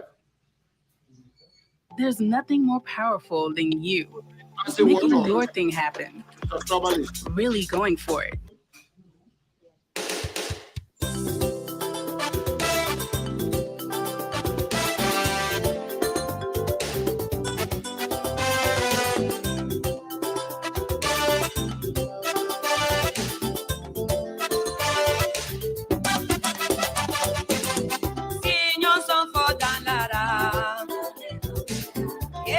Son for Danlara. Oh, Mama, son for Windimina. Mama, Jabi, son for Windoro.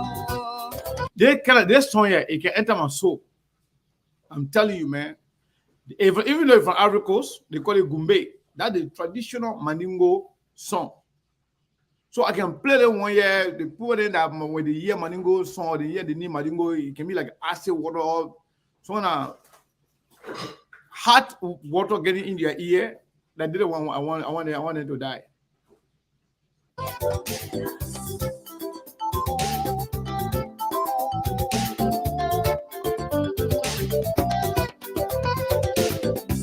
Bonica for Mama Suba. Bonica for Mama Tamala. Bonica for Mama Wiafola. Bonica for Mama Tamala.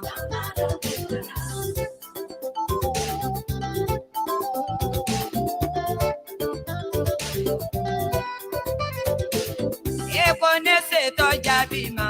Mama Jabini Ula. Ngo fanda diana dewa. Mama Jabini Ula. Ngo kadi diana mowa. Mase Jabini Ula. Sebaranga ya duwa udete. Mase Jabini Ula. Fana Jabi diana de. Mase Jabini Ula. Ngo mase diana morode. Mase Jabini Ula. Emo kelende Jabi wa. Iana moiteto. Omo di se ko be yiralo. Mase Jabi teto. Kwani wande se faransa. Iana moisa bari. Fatimu dokula kawa. Fatim doku berika. Wo kelende Jabi yewa. Fatim doku berika. Wo kelende Jabi yewa. Iana moiteto.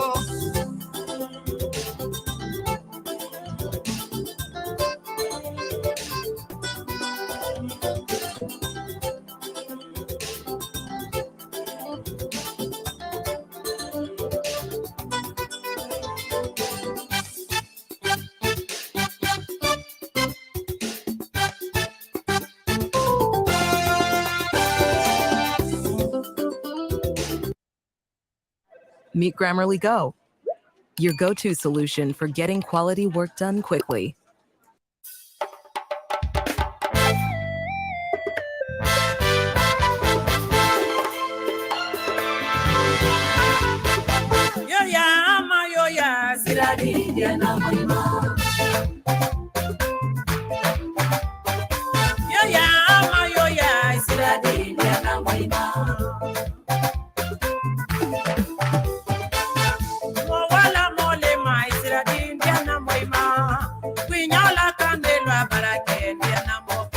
I'm going to play that here. Oh, yeah. That's I can't dance. Oh, it's challenge. Oh,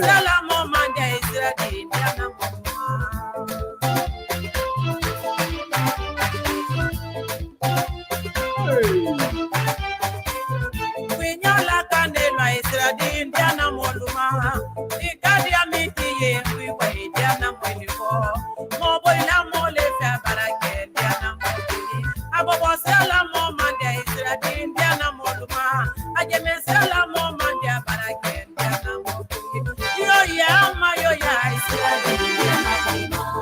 enjoy the song. Papa n'a pas clément l'homme au grand cœur.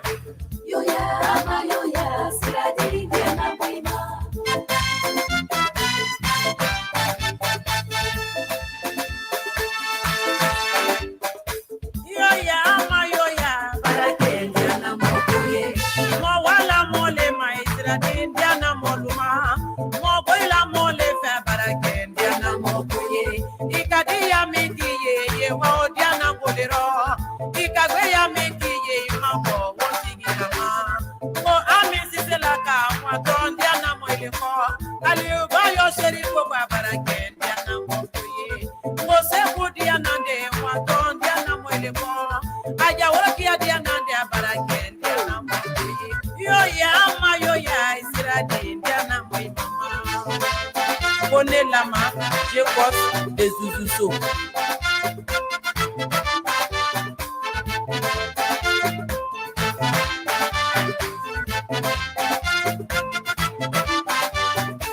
Amérique c'est la momandé, wato binati de ko.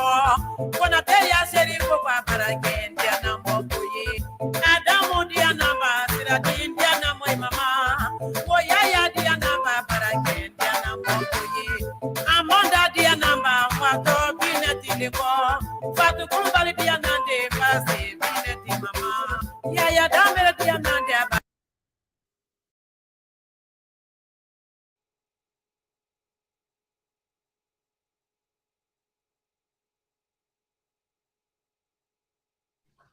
My son see me here. I finish my show. The man can't start watching TV. You just want to disturb me.